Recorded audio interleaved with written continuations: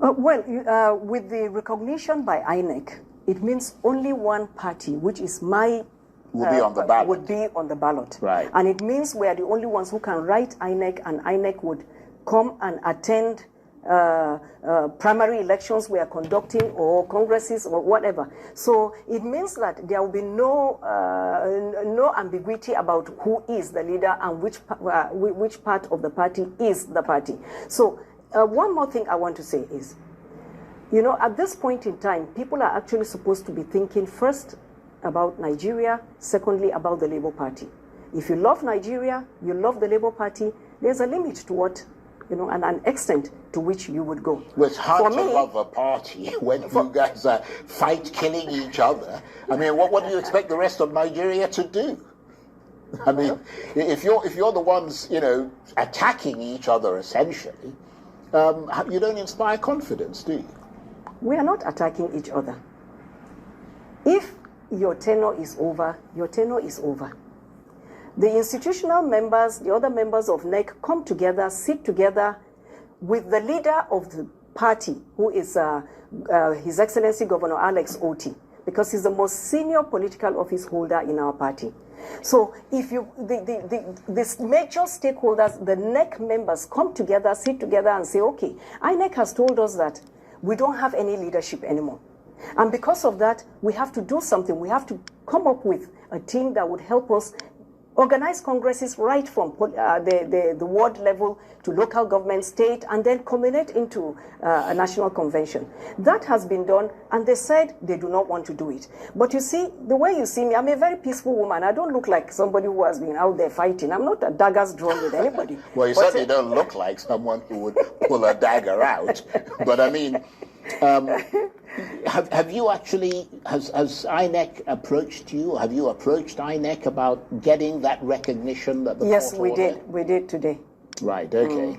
And have they given you that recognition? We went in a bit late in the day, so I'm expecting we'll get a response soon, because, you know, you don't go to them empty-handed. You need to have a certified true copy of the judgment, so that took a little bit of time to get out of the court. So we finally got that today, and with that, it was submitted.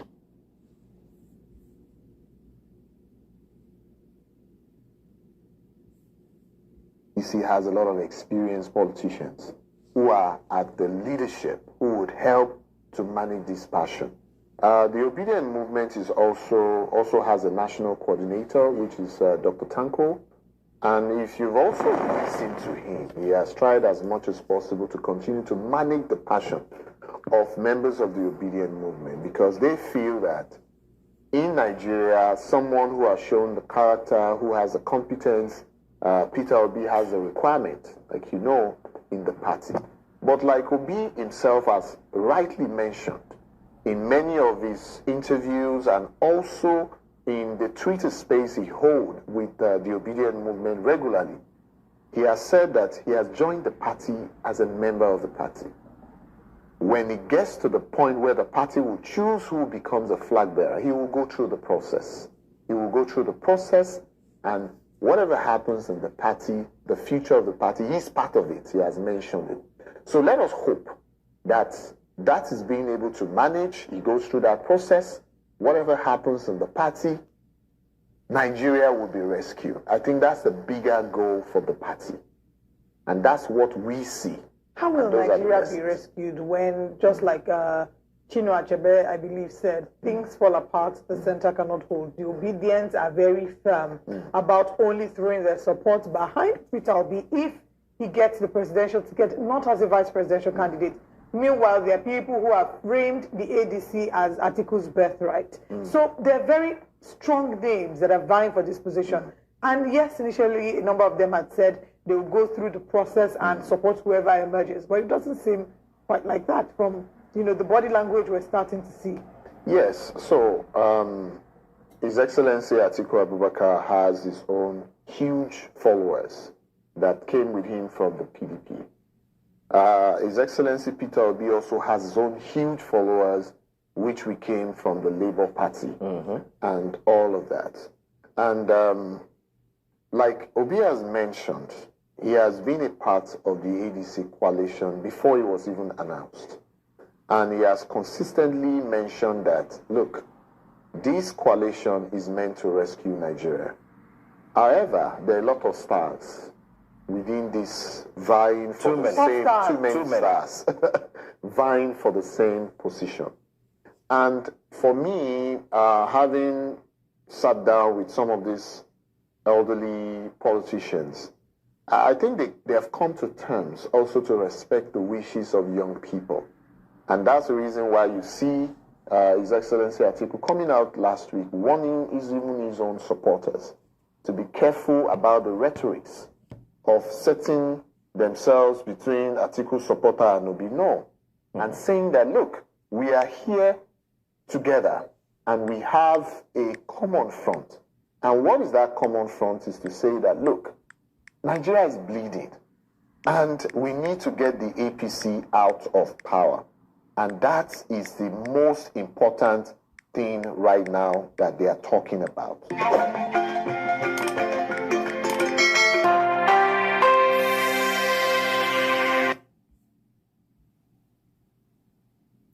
Welcome, everybody. Welcome. Greetings to you. Islamic figure. Thank God. Why do you think Sharia is What? Let me ask you. Yes, sir. How does Sharia?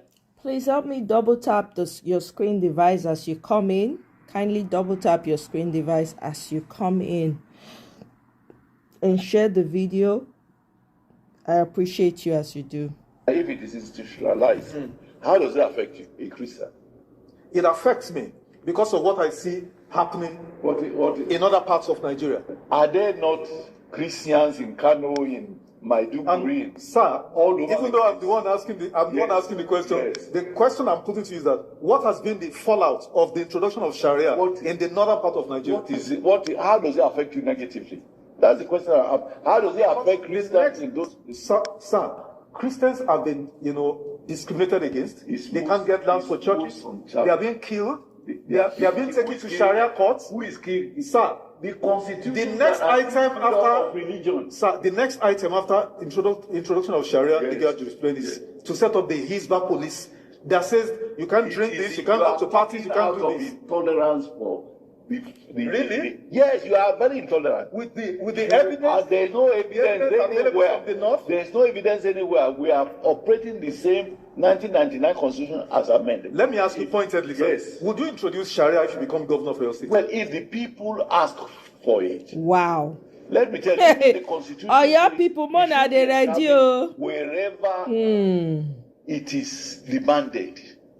So it's open. You may introduce It is Sharia. open because the constitution allows it. I don't run away from battles. The Obafemi Awolowo that you and I are Yes, students yes, of his ideology. yes. Did he profess in any way? Let me tell you, it was Obafemi Awolowo who introduced Pilgrims Welfare Board. Not even a Christian, No, that's not introducing Sharia. It is part of Sharia. It is part of Sharia. I mean, a lot of people oppose Sharia, people like you, out of intolerance. No, that is the truth. Wow. Let me tell you, if there is Sharia in any community, no Christian can be forced to go in on that Sharia. Hey! Because the constitution is Takia. Loud Takia. So how would anybody be forced to come under Sharia and he will not take a lawyer to defend his rights? Sir, is there any provisions in our normal legal jurisprudence that the laws of Nigeria cannot adequately Oh, cover your that? people, now they hear? I'll give you an example. I got married under Islamic law. Yeah. If I want to divorce, God forbid, if I want to divorce any of my wives, where do I take the divorce case to? Do the normal courts not? The normal court, do they know Sharia? Do they know the provisions of the Sharia? Also, do the illiterate in Sharia? Call a lawyer and illiterate in the Sharia, about Sharia law, under which I got married. Wow. I doubt if Yoruba people support your candidacy. You are talking as if every Yoruba man is a Christian. Of course, I know. I just told you. Are you sure this man is Sharia? In fact, even in Lagos State, there are Sharia panels, non-governmental Sharia panels. There is in Oyo, there is in Ibadan, there are in many communities, even in Ekiti. Let me ask you this, sir. One of the My messages your that I people, saw we are not there, not when I there told this here. to my last time, so I was Bring him in. you know what he said? Ew. He said, "Oh, please, Wale, I beg you, make sure you ask him what I am ready to what is he doing." Hold on. I am ready He said to I should ask you, what are you doing with Sheikh Abubakar Gumi? The simple Why are you bringing Gumi? I didn't bring A terrorist sympathizer. I didn't bring him, and I don't agree with him on his position But about why are you hobnobbing with him, sir? not being the Muslims of the North, Muslim scholars of the North, and Muslim scholars of Yoruba land had a meeting about unity. And they invited many of us, and I went there. In fact, the day I went to that meeting, I was traveling abroad. I just got in there, spent about an hour or so, and left abroad. So what is the problem? Let me tell you, interestingly, Gumi has a police orderly following him all over the place. If the government did not find him sufficiently guilty to not only arrest him, but also goes, gives him police order. Who am I to discriminate against Gumi? Okay. Let's rest on that. Who wins 2027 elections? God will decide. Oh, You mean at the presidential yes, at the presidential level. I know by the grace of God, Bola Ahmed Tinubu will remain as our president. Nah, so. So, Peter Obi, Atiku Abubakar. They are just wasting their Ọmọ election wọrẹ. They are just wasting their time. They are Adebayo Adewole. noise makers. Oh, Many of them are very intelligent, but in terms of the Nigerian president, yes. it is Bola Ahmed Tinubu's continuing talk. In 2023, sir, Atiku Abubakar, Peter Obi got almost 12 million votes, 6.9, 6.1.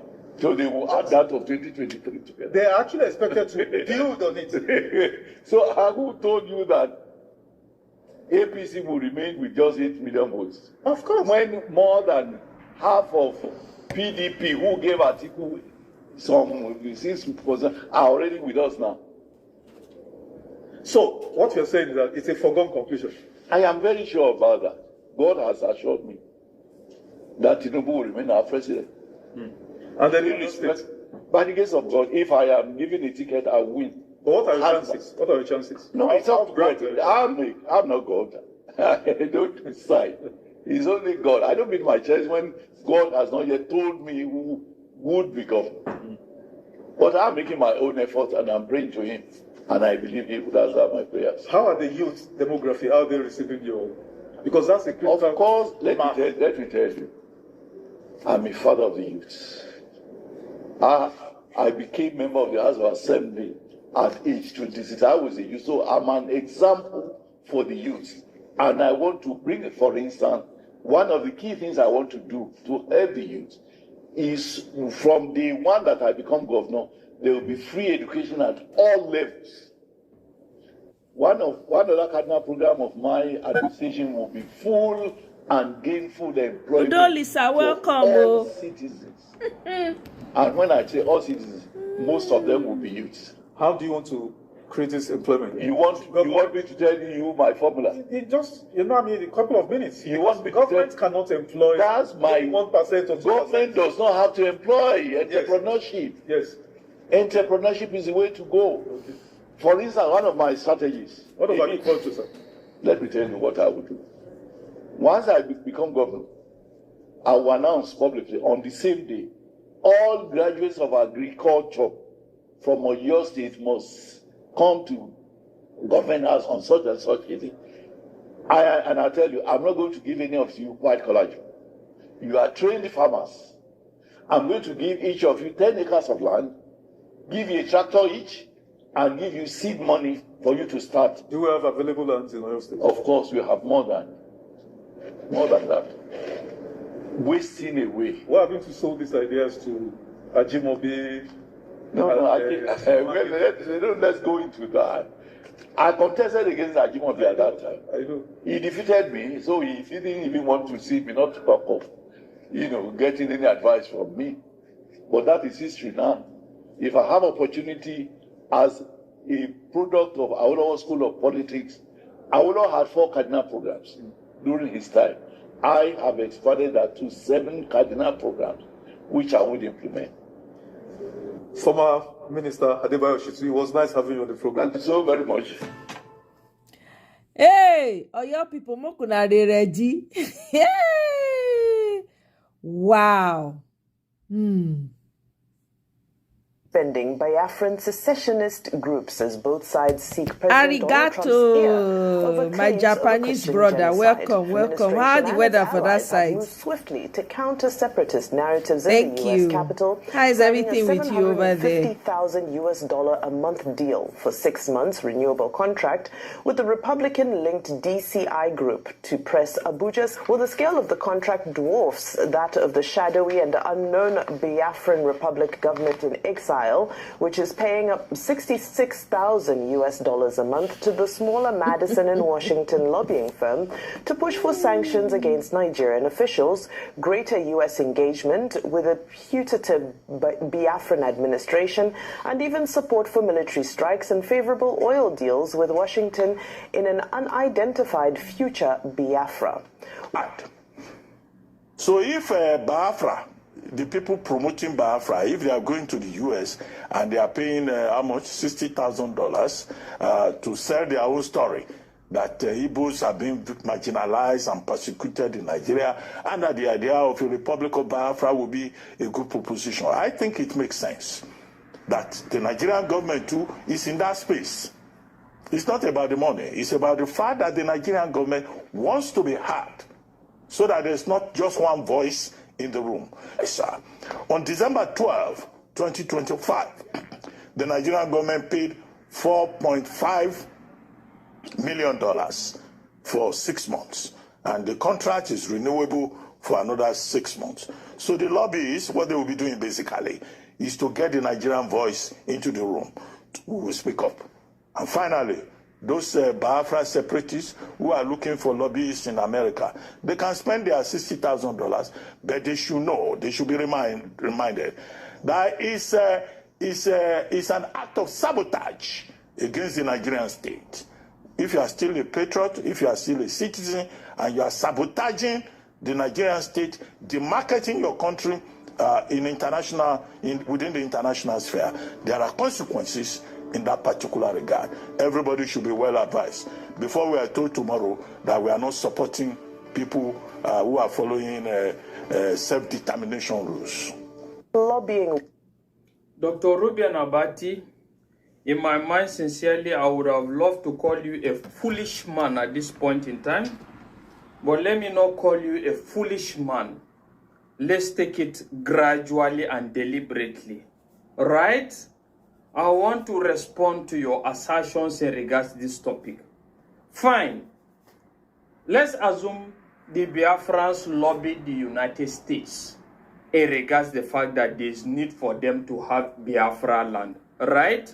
So the next question that should come to our mind and every reasonable person's mind is the fact that why are they lobbying for Biafra?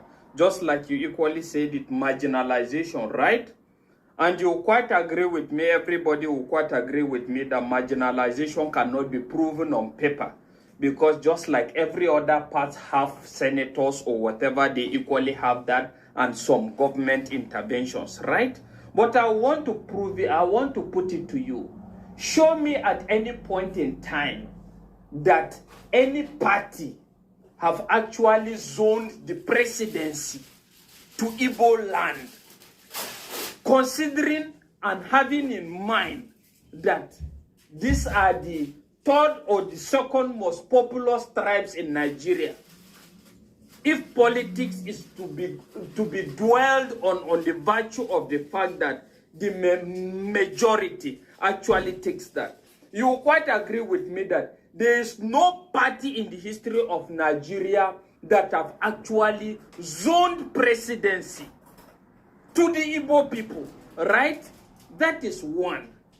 And secondly, let's go on virtue of the fact that, okay, let's assume they paid money for their voices to be heard. You quite agree with me that there's nothing they will do in Nigeria for their voices to be heard, and they decided to do that in the United States, right? But the fact is, are you actually succumbing and accepting the fact that the government of Nigeria instead of actually showing reasons and presenting facts why Nigeria is united and everybody is accommodated, is actually lobbying, instead of showing facts that proves that what they are doing reflects the interest of everybody irrespective of region. Is that what you are saying? The government did not do that, but rather they decide to dwell on lobbying using taxpayers' money to lobby, just like Biafrans are equally robbing. And you have justified that, Abi. Now Ogungo finish you, sincerely speaking. And let's face it, what is the cry of the Biafrans?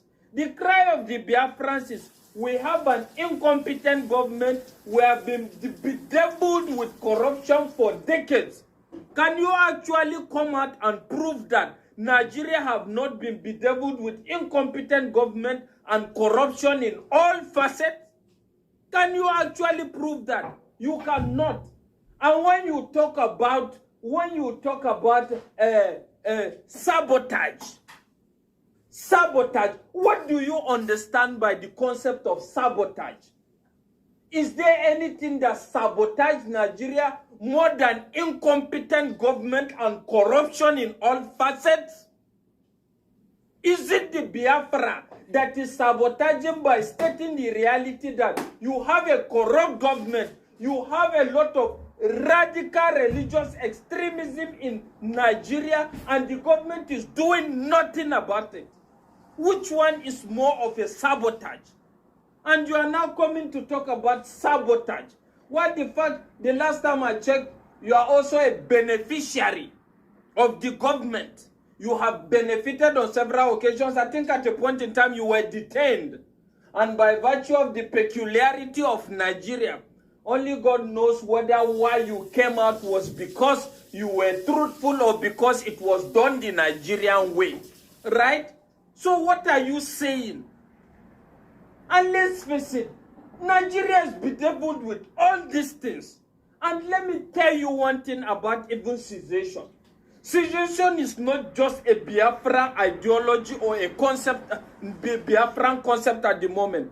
Even the minority in the north are also of the opinion of cessation from these radical Islamic elements that are predominantly in the north. And that is why they are doing this.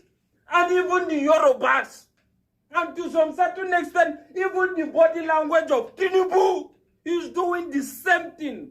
Because just like when Buhari was in power, he tried to explore crude in Bauchi, and only God knows whether it has been discovered or not. It's the same thing that Tinubu is doing by approving the exploration of crude in Ogun State in commercial quantity. And apart from that, what do you have to say in regards relocation of some of these national agencies back to Lagos? What are you saying? See, I hate people lying between God and man. You should be sincere. Allah, I hold you to a very high esteem. But at this point in time, you are nothing but a national disgrace. You should be ashamed of yourself. I'm telling you.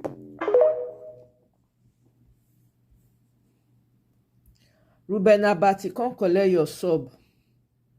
Since una say una no go get sense.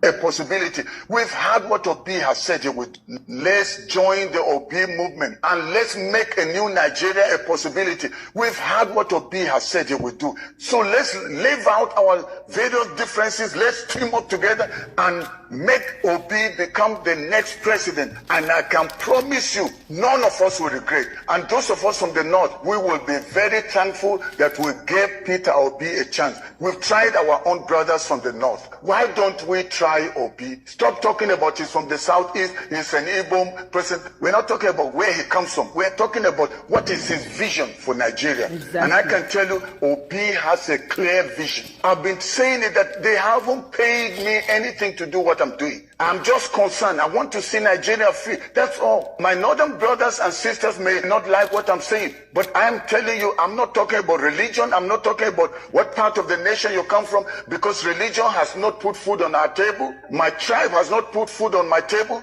The northerners have suffered insecurity even more than the southerners. If you're talking about poverty, come and see real poverty in the north. So what are you talking about? Somebody is telling me we should just vote northerners because we are from the north. What have we got? We want somebody that will take Nigeria forward. Don't bring religion. Don't bring tribalism. Don't bring sectionalism. You've been doing it. But Nigerians, wake up, wake up, wake up. It is time to leave those differences. No matter what they tell you, don't agree. Enough is enough. It's time to take our nation back. Even we in the north, we are tired. We've been used by our brothers, and they keep lying to us, telling us that we should just make sure we don't allow southerners or we don't allow Igbo. And they say because they will create Biafra, and then the oil will be gone and whatever will be gone. But what have we benefited? We in the north, all we have experienced is nothing but poverty.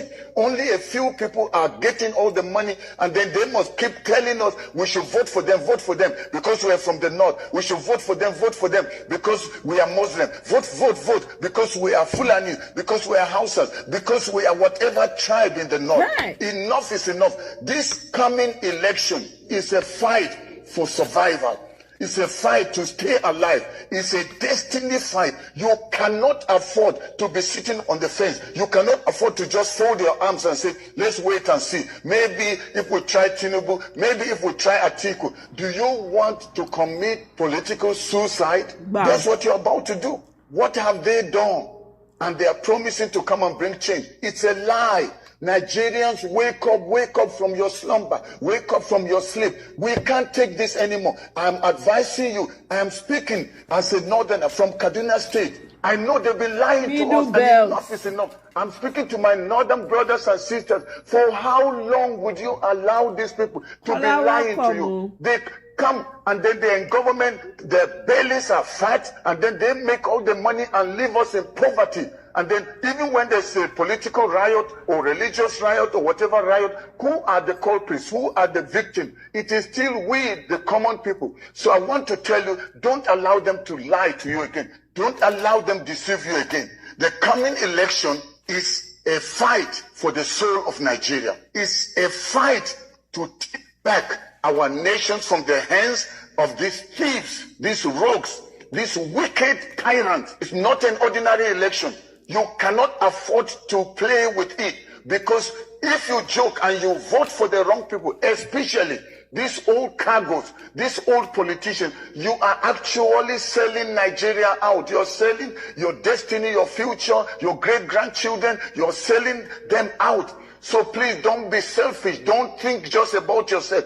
Think about your great-grandchildren yet unborn. Please, don't let them buy you. The wicked know that their end has come. These evil politicians, and they can see with what is going on now with the mobilization among the youth, the way the youth have mobilized themselves. Nobody bribed them. Nobody is forcing them. They're just sick and tired of the situation of things in the nation. That's why they got up. And you know what? These old cargo politicians, they have realized that we are losing. So what are they doing? They are doing everything, intimidating people, bribing people. And we cannot afford to allow them go on. They are not prepared to let go of their grip over the nation. They're not going to go down without a fight. So they are fighting back. But I want to tell us Nigerians, we cannot allow them. They are very few and we are many. Why would we let a few people mortgage our future and our destiny? Enough is enough. This is the time to say no to political tyranny, political vandalism. And do you know these people will not go down without a fight?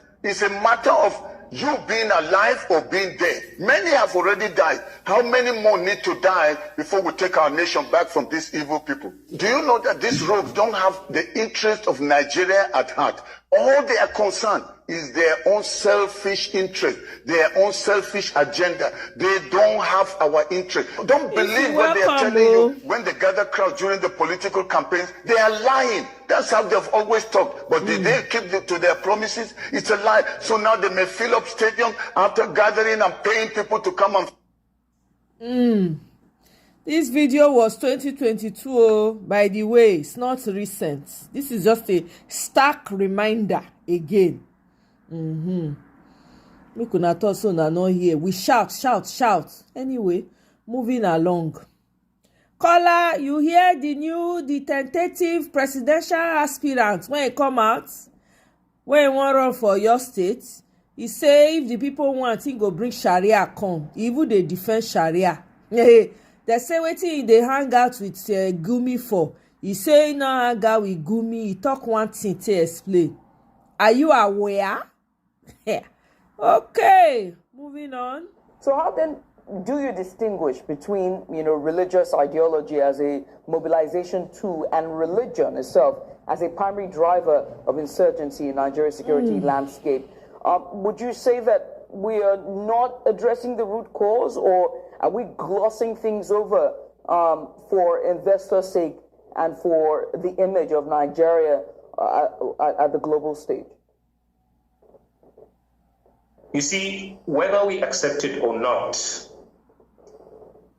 key players in this regime, or maybe the APC, I'd say, have proven to be sympathetic to the cause of these Islamists.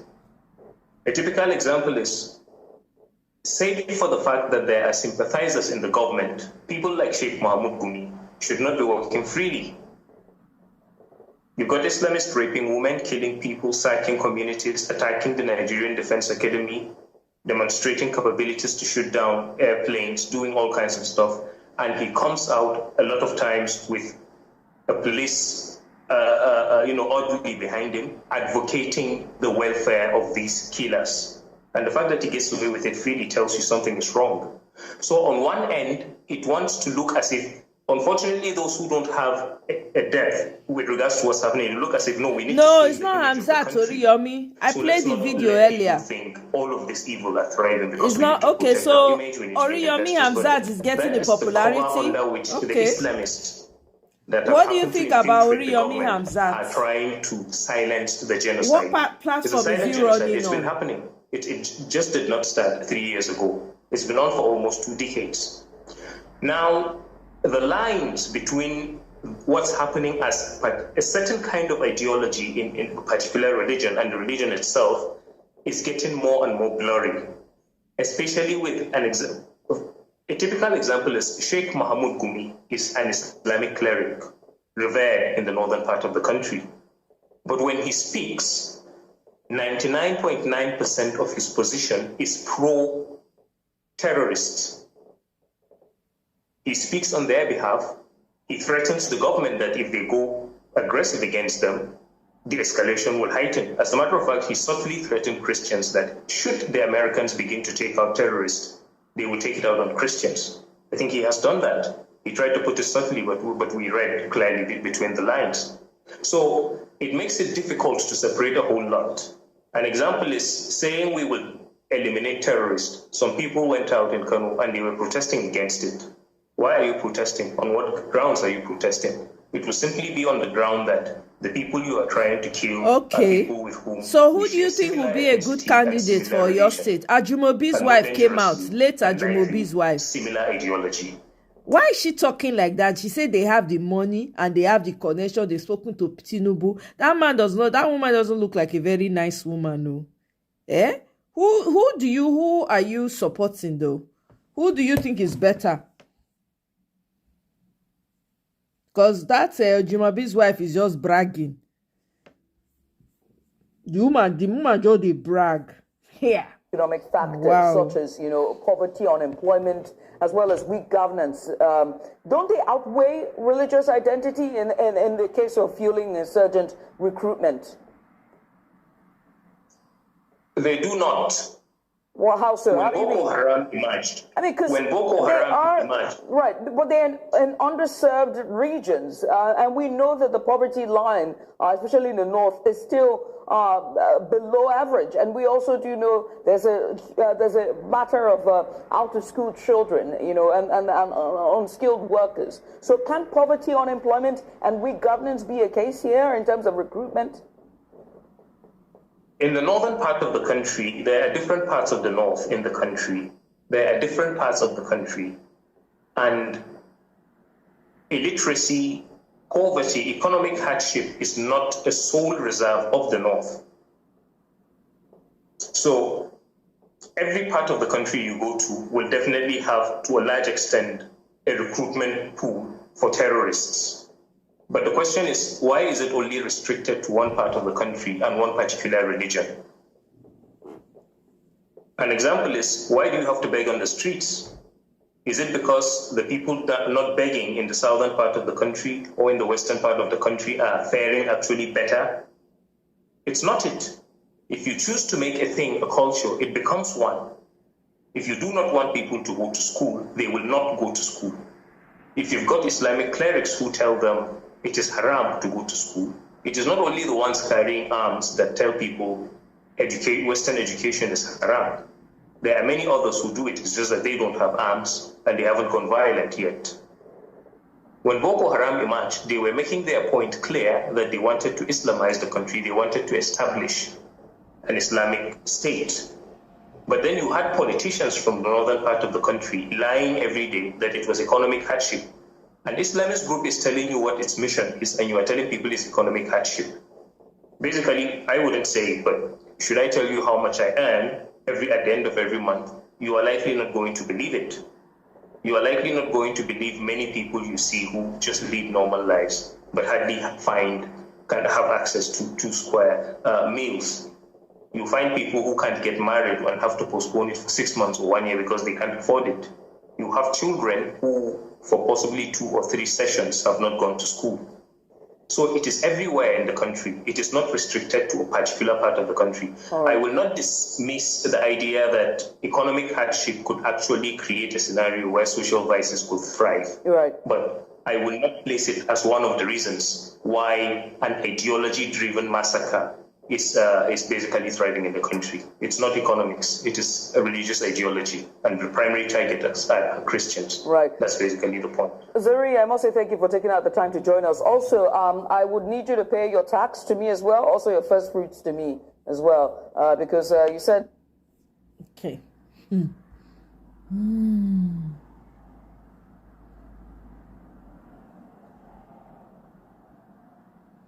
So word on the street is that Peter Obi is the one who paid for the party, the ADC party, right? That's the word on the street.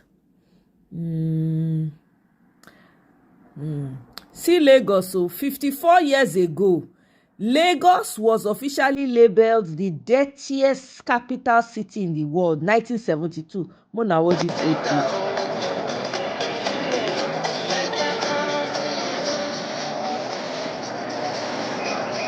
yeah. See. Hey!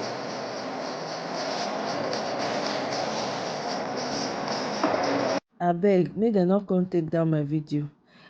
I missed the earlier video, but I know there's a full man. Yep, that I had previously held a post in Oshogbo or Ogbomoso who wants to be Oyo governor. I have not really focused much on Oyo lately. Okay.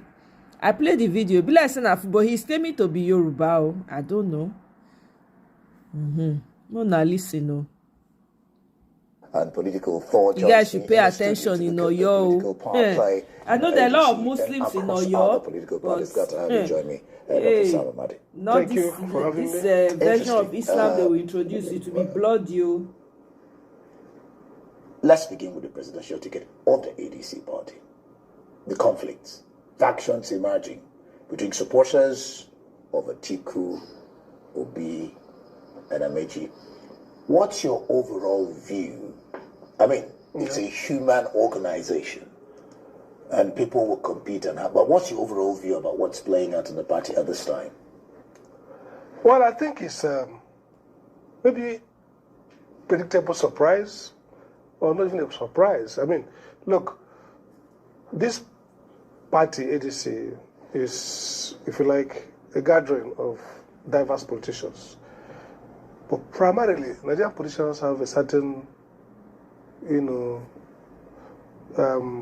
sameness, okay?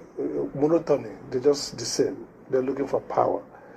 But even that monotony, that sameness, there's a lot of differences. So ADC, unlike APC, when APC came to 2015, they also had different people come from realms of ABGA, ACN, majorly CPC, and what they called new PDP. But the difference is that everybody there had one definition, the institutional politicians who wanted power first and primarily. The problem in ADC now is that you have what you call obedience. A group of known politicians before who, under radicalizing crisis of the Nigerian state, in 2023 band themselves together to advocate P2B as a proxy for a more structural, systematic transformation. And so they are coming into this alliance, if you like, with a vehemence, principled vehemence. You may not like their view, right, but principled meaning not good or bad, but essentially deriving from an idea, okay? So they're coming in with that to enter into an alliance where the normal language is deal-making and transaction. So they are saying, will be or nothing. Basically saying, we are not here just for power, we have an agenda. Now, I think that it calls for leadership maturity of the ADC leaders to say, look, let's not pretend. Everyone in this coalition has a candidate they would like to have. So nothing wrong in any of them. I mean, talk about unity. Unity does not mean you can't support all the other aspirants. That's not politics. You're going to support the aspirants that you want to see win. But the party's leadership has to be neutral and generate trusts so that each of these elements find sufficient space and accommodation and legitimation in the ADC. So they should tweak their mindset from unity as unanimity, okay, all of us support all candidates, it's not going to happen, to structural accommodation where everybody commits to outcome, but everybody is free to drive their game. That's what I think is missing. So Bolaji's idea of hush down obedience or hush down articulate, whatever they are, so that we don't have people talking about one person or the other, that's not what we look at. But let's go from the U.S. Democratic Party, when Obama was challenging the Clinton family. Clinton was institutional. Obama was driven by, I remember I was Harvard undergrad, Obama came with some young boys, say he gave a great speech, they say we want change. The Democratic Party initially scorned them, but when the thing was too much, they accommodated them. In fact, Clinton was winning at a point, Obama became a phenomenon. The super delegates turned back and embraced that movement. So what I expect the ADC is in crisis because the leadership is not cognizant of the dynamics that have changed in politics. What happened to PDP again? You know, these guys may not be good politicians, but they are passionate. They are different because they are not. Nobody's buying them. Nobody's funding them. I mean, some of them are not even in touch with Peter. I had talked to some of the obedience for abroad. They said they've never spoken with their principal. To what you said there. Yeah. They may not be politicians, but they are passionate. Absolutely. Now let's talk about that obedience factor. Obi's group, they're being accused of trying to take over the party and promoting Obi or nothing. Bolaji, of course, warns that is divisive.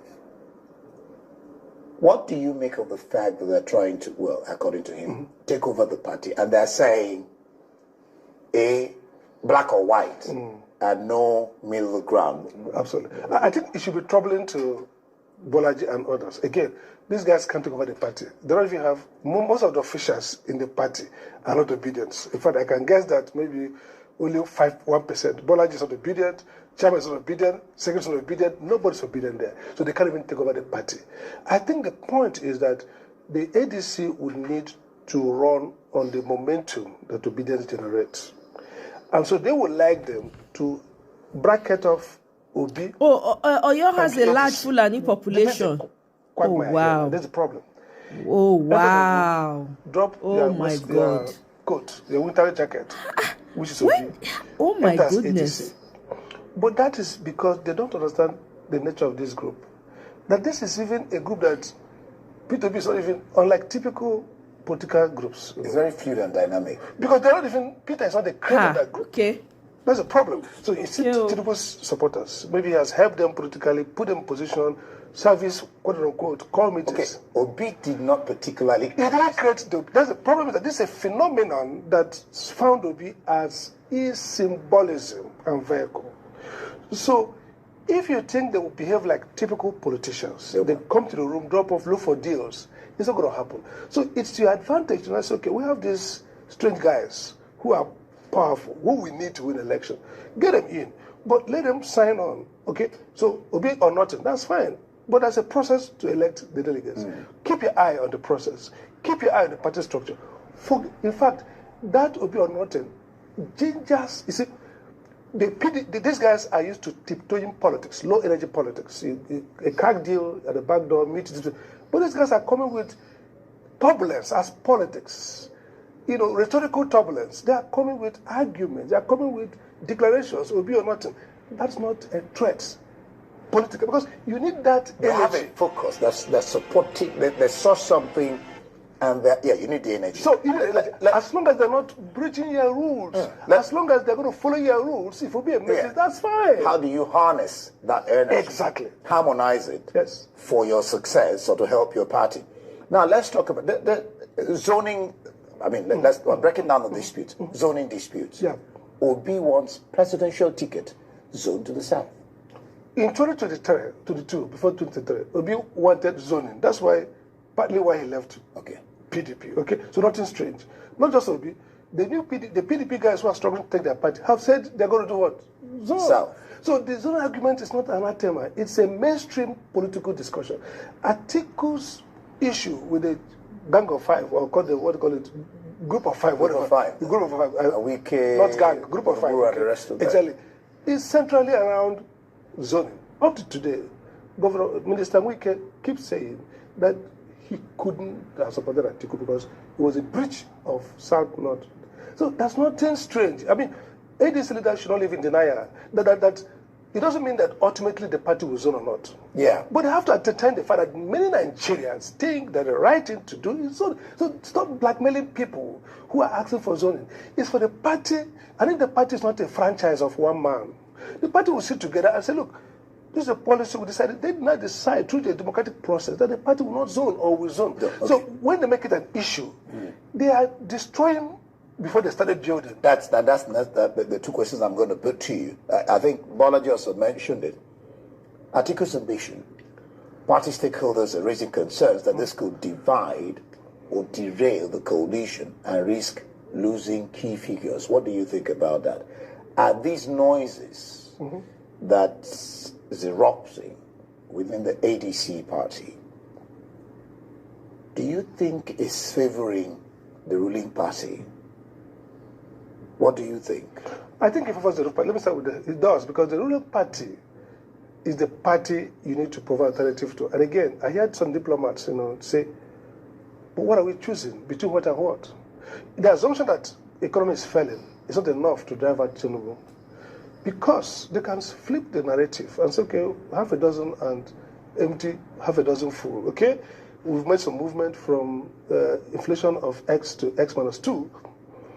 You have to show them an alternative. And so what should be happening right now is the idea that we want to, ADC is an alternative in its policy, something new. But what I see, honestly, is that ADC is enacting the same kind of politics. It worked in 2015 because of two factors. One, they were able to demonize Jonathan massively, and the Chibok issues and other issues played to that, and then the civil society naively, were co-opted. Now the civil society is more sophisticated from their failure, so you're not going to labor is not easily co-opted. So the ADC has to create a national movement around messaging, and if they are, get themselves trapped on Atiku or not Atiku, and again, no, not Atiku's fault. Atiku promises to be a controversial political figure in Nigeria. 2023, part of PDP's collapse is a revolt against Atiku Abubakar, the G5, whether for personal reason, not his own fault or making. But it's a reality that ADC is going to struggle with the Atiku question. And I think the best way they can solve that problem is not to protect Atiku.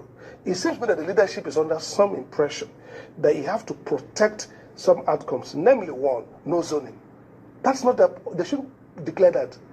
The argument is that, oh, you win part 4. That's a debate, rhetorical argument that the party will conduct. Don't foreclose that discussion now. Secondly, that, obedience should come under Obi. No, Atiku Obi. No, that's not the point. The party's point now should be to build a party, create backroom conversations around what do we do to win election, and then move into the gear when you have created consensus. Right now, there's a revolt in the House. And how do you unseat a party that is governing everybody, almost 30 or thereabout state governors and one flank?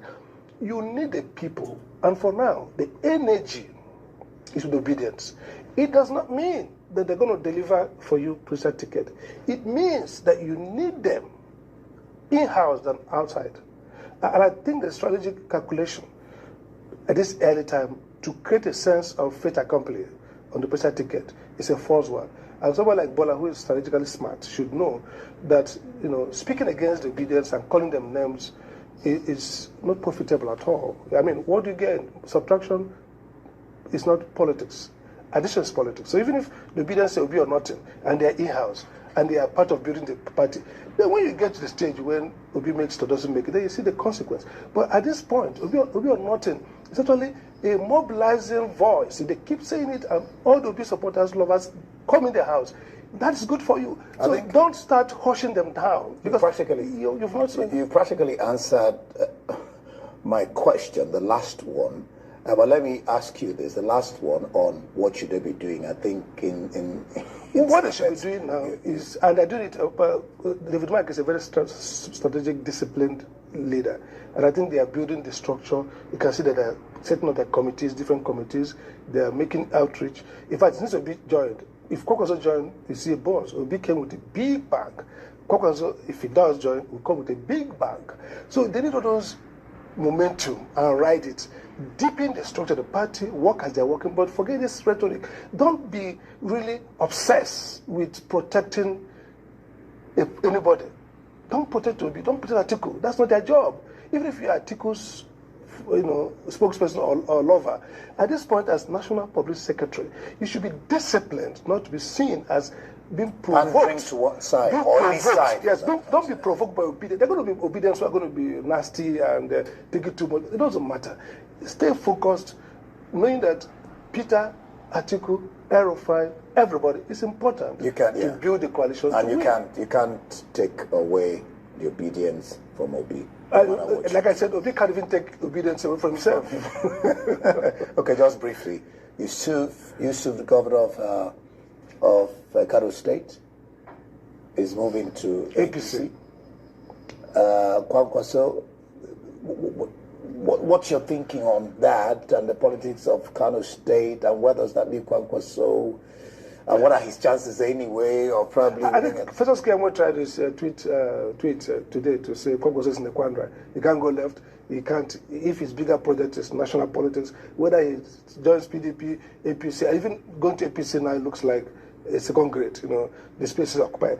I think Kwankwaso is definitely the owner of Kano politics. I mean, Yusuf as a governor would get something, So if there's election today and Kwankwaso pushes a candidate, I think Kwankwaso may win, the Kwankwaso candidate may win, but a governor, seated governor who is on the other party takes a lot away. So, but then there is the issue of some people are crying out for, is it the Senate? The Deputy Senate President. Barrow. So the Kano is unfolding. So we might see it's really campaign. We might see if the Deputy Senate President, who feels strongly that he should be the candidate and win that election, he has some strong support. If they feel dawning, if the ticket goes to, the typical skill will be called to question. If the ticket goes to Yusuf in a manner that they feel angry, you might see a very unlikely convergence of the Kwankwaso and this Deputy Senate President. So he's still alive, but Kwankwaso is still alive, not dead. He's strong. He's not. He will bounce back. So it's playing out, really. It's playing out. We don't know. All right, thank you so much, Dr. Sam Amadi, Director of Abuja School of Social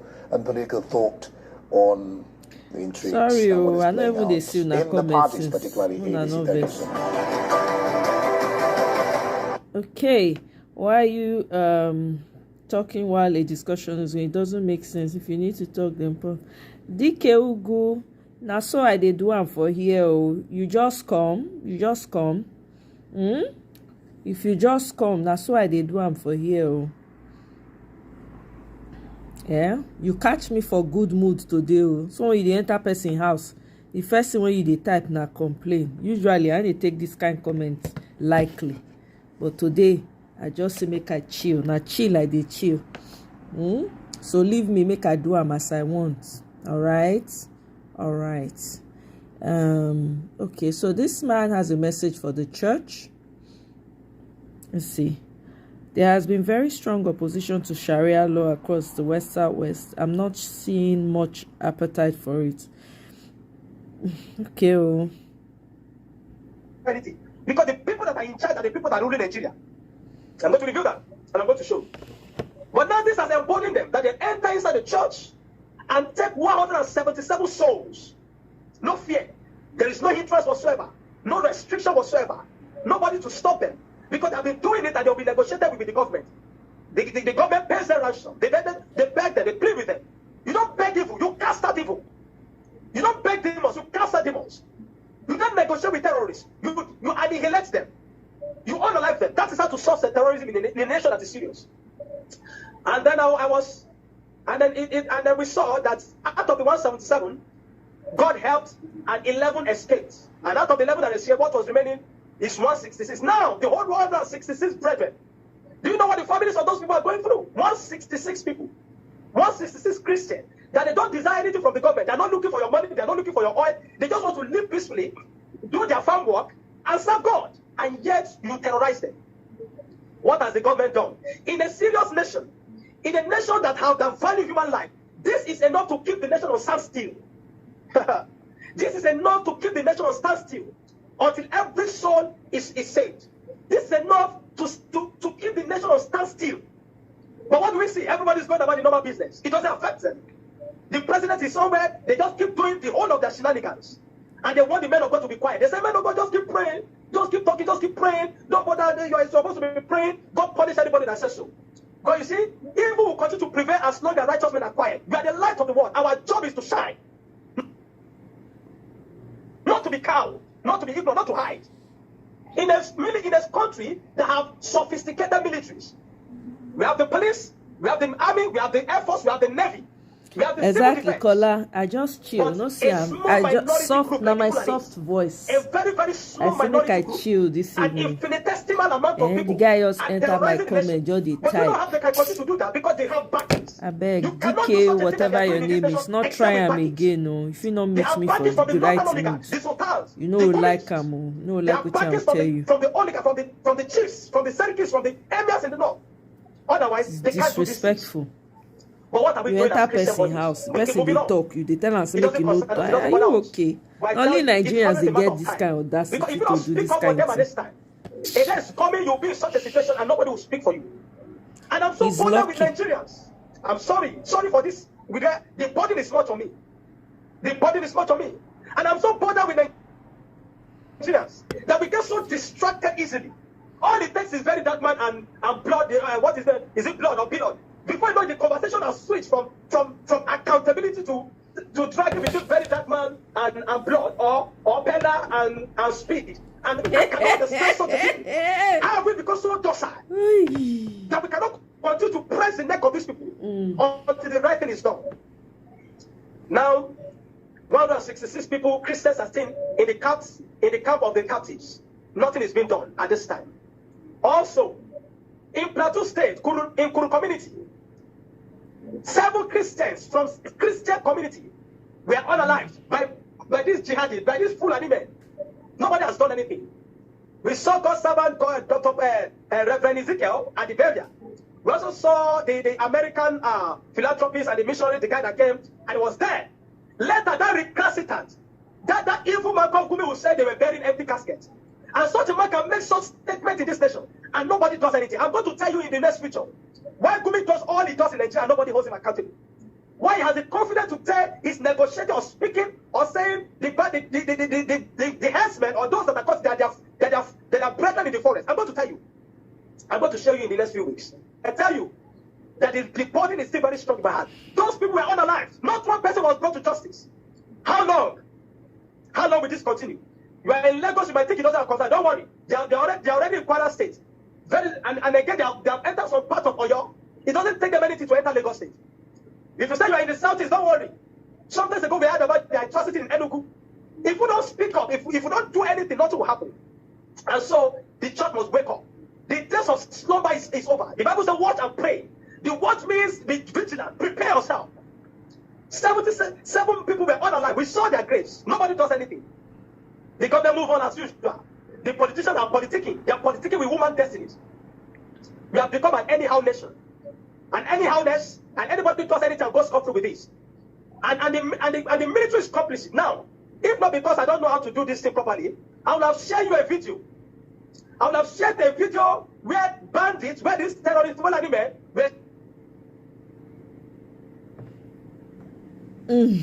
shaking hands with Nigerian army personnel.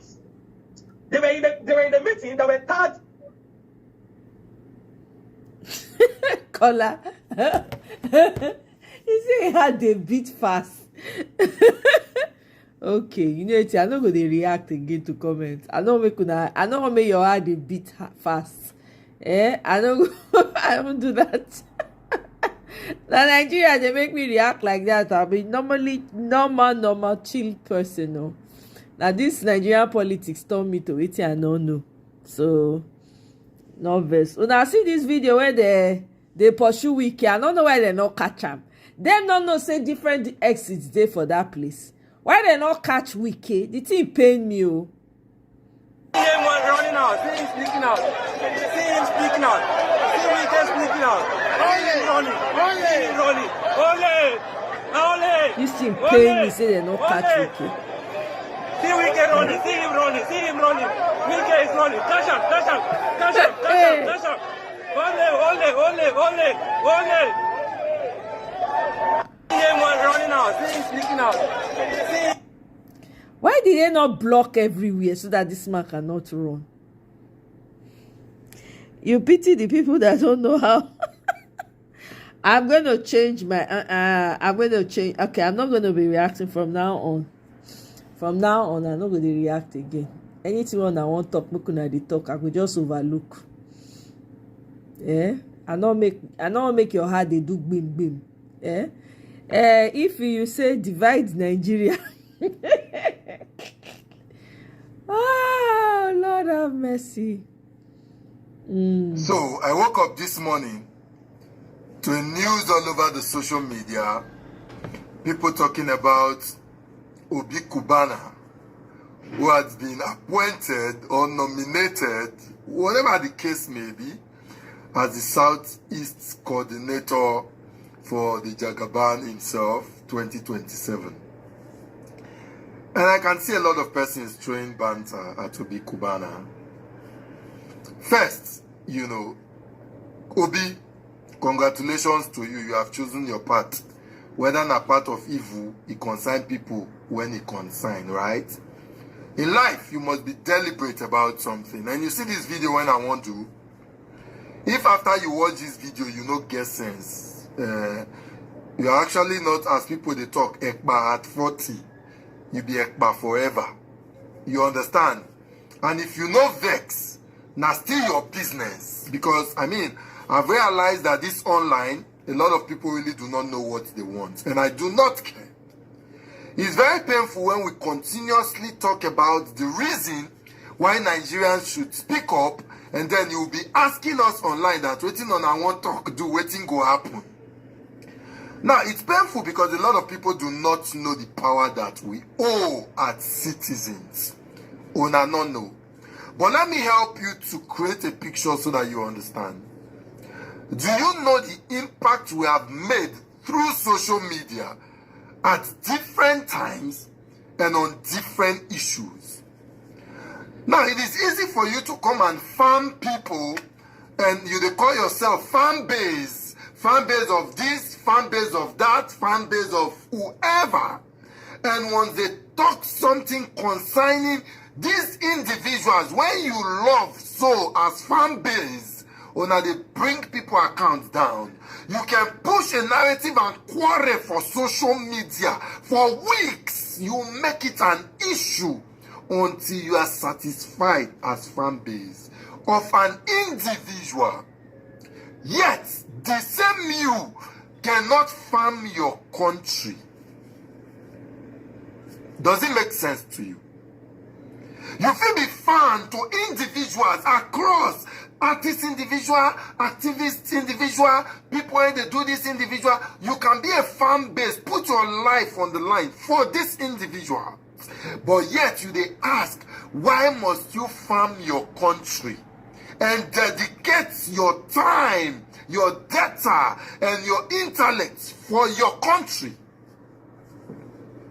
Nigeria as at today, those when know and understand what they want from the country, that they take them. If you remember a few weeks ago, I did a video and I said, Sheyi Tinubu they package himself to continue. Even though I didn't want to go into detail, because you see that meeting he had with the Obi Kubana, with Enviable and all of them. Now the results of that meeting I will see. So, and I told you people, on a thing saying a business meeting they go for. No, it was purely a political meeting. And this is what you're seeing. You see, whatever President Bola Ahmed Tinubu had successfully done with politics today, Sheyi, they prepare himself to take over that dynasty. And whether you like it or not, they're just giving Obi Kubana now Southeast coordinator. Sheyi is preparing his allies. In 2031, he now go come. He will now be the second generation of the Jagaban. The question I keep asking Nigerians, what are you doing? If you do not like the trajectory, what are you doing to stop it and make it right if you do not like it? No, it's none of your concern. You come online and you focus your whole attention to things when no matter. Yet, these people are planning their lives. The rich continuously and deliberately plan their lives and take their lives serious, while the poor they can't cash cruise. Because I can even assure you that most of the people they talk about this Obi Kubana, they know they talk about them because they want change. They use them, they cash cruise. So my question to you, at what point are Nigerians going to be serious with their lives? At what point? If you think that whatever Obi Kubana is doing now is against us as citizens, because your perception is that, oh, you or we don't want to continue the legacy of the present administration, they are planning. What are you, me, the ordinary persons in the society, doing to stop that plan? That is the question. That is it. They've been planning since 2023. Exactly. We deal with the cash cruise. Exactly. When I don't turn this internet fan base into courtism. Now court now. You rugged for internet. What do you use your ruggedity they do? Cruise after cruise. Is it not a shame? It is. Anybody will come and come cause Obi Kubana, you don't get sense. Sense far from you and your generation. If far sense they see on that they run. Everybody in life should have their plans. What do you want to do with your life? Either you want to become part of those who are evil, or you want to become part of those who are right and in the right direction. But you must belong to a place. Where do you belong? Is it not a shame that people can waste their data so they argue how much musicians they make, what they want, how much footballers they make, what they want, and you don't get shishi for your account? Yeah, the things that should define a nation and make you be part of that nation as a citizen, because we're there for Nigeria, many of us not be citizens. We are not, because it will be our benefit as citizens. But yet we are not paid. If they say something about your idol where you they worship for this social media, you are quick to criticize and attack people. For weeks, you can make it an issue. Have you ever sat down to imagine that the way we they drag issues, look at what just happened recently. The way we drag, the Whiskey fans drag Shehu and Fela, the way the Shehu and Fela fans, and we drag the Whiskey FC for 1 week. Those who no sleep. Have you ever imagined that if we take our time as Nigerians and say we want to face these politicians and drag them like this for weeks, let's try it for months, these people will continue to do the right thing. They will, because they know what is right. They will. The same way when we they drag those when we know like when they know they sleep, they respond to us. Now so we go drag these politicians, they will not know sleep. But for us, it's not of importance. It's not. He's not. Sheyi is building his own empire and a political empire. And from 2031, he will also now become the godfather with a lot of these people on at the farm. So the enviable, the Obi Kubana, all of them when you get that meeting with now, he will come be like their godfather politically because they will come into politics. Go and write it down. 2031, they will begin to take Senate, they contest for governor. They will. And if care is not also taken, if anything happens in 2027 that the Bola Ahmed Tinubu administration comes again, they will settle them with either an ambassadorial position or chairman of different agencies and parastatals so that they will figure that money for the 2031. These people are building their lives, building the lives of their children, and you are there cashing crews. You will not get funding. 1 naira you not get. When will Nigerians sit up and be ready? No, please tell me when. And you are insulting Obi Kubana? Like seriously? He's planning for his generation. Now you don't like what they do. What you now they do to stop and when you think say what they do so no right. Do the right thing to plan for yourself and your generation. You are not doing anything. Today the social media is here for everybody to use. What are we using it to do? You come online. The things you are supposed to share, to repost that make sense. You don't go repost. Now, person where they shout, exactly. Of Lagos. You know where they shout, wait till that one where they do, they ask guests. Useless question. Now, those ones. Oh, shake your bum up, shake your bum up. Oh, this, how much did you use to do it? That's what you are discussing. I've said it before. We are not ready. Massive, baby. We are not. This is not time to be blaming people. No. Obi has chosen. Now, whatever we do now I go make them know say, no. Now we get the country. Not be that your 4 million people where they follow you, so not being go determine our future. That's now we be the people where they follow you, but this is why you do it not good, so we go let you know, say not be the path where we want to make this country go. If you don't do that, you are still nothing but a failed set of people. You see this court one at the form now for this social media as fan base, we must reposition it and make it productive. We must use it right. It is time for us now to begin to farm Nigeria. This country now be our idol, now be our celebrity. Anything against this country, the survival, the unity, the peace of Nigeria, we must drag them. No sentiment. Being it a politician, if we say for the next 1-2 weeks, we want to drag those when they lead us, our senators, our House of Rep members, our governors, our chairmen for local government area councils, I bet you Nigeria will be good. Wike don't make me know say for Nigeria to good, no hard. For those of us that in Abuja, we have seen what Wike had done in the last 2 years. If not be this the problem now they get with Foba, they can't make projects slow. We saw what he did in 2 years that he was there. What Wike did, if state governors did one, if the federal government, they're serious and they work like that, we know what will happen. Wike worked. It is possible for Nigeria to work. Nigeria will not be strong and we need not just good policies. And Nigeria will work. And I will give you again an example why I believe that now policies, that's why I keep talking about government. In Abuja, people, they fear road safety and VIO pass army where they carry gun. That's to tell you that it's just policy. You not say VIO owe you, road safety owe you, you know. And that's why we'll keep talking. Now it's time for the government to do the right thing. Nigerians, brace up, wake up. Let farms Nigeria, make Nigeria be our idol. That's the only time we will know that whatever sacrifice that we are taking for our country is worth it. Let's see Nigeria as our celebrity, the country itself. We must be deliberate about it. That's the only way we can fight for the freedom and emancipation of us as a people who exist today in Nigeria, because we are not living. The next generation they come. And look at the next generation of people where they come. See them. Now the people who can determine our future. Now be this. Is it not a pity? Wake up, Nigerians. The time is now. It's never too late. We can, if we are very decisive of what to do. Peace and love.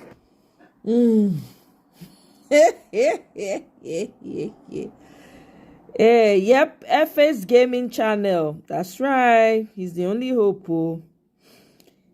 You won't be able to help yourself, Berea. I will try, Kola. I will try. Speed, who they talk pass? I beg, between Tinubu and I show speed, who they talk pass? Who they do talk pass? Top life president Bola Ahmed Tinubu, Baba Jaye Lojare, nothing do you master strategy. And you look on. I say I show speed, carry our president along. He's a streamer, he's big, and he looks so healthy and strong at 21. And Yori Buruku Lenshi.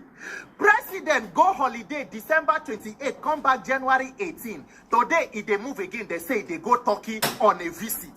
All the problem where you create, keep before you come out, you no solve them. The one where they on ground as you come meet them, you no solve anyone. You just they move. This APC affliction, I say nobody stand anybody. Nigeria just they move on autopilot. Now so we just they go. This one's supposed to be the real I show speed, but unfortunately it go be I show slow. It go be I show hunger. I show failure. I show terrorism. I show banditry. I show corruption. I show forgery of tax law. I show forgery for criminality without accountability. I I show basic, borrowing without transparency. All of the show we go show it is to the detriment of the Nigerian people. Ori buruku lenche Nigerian government.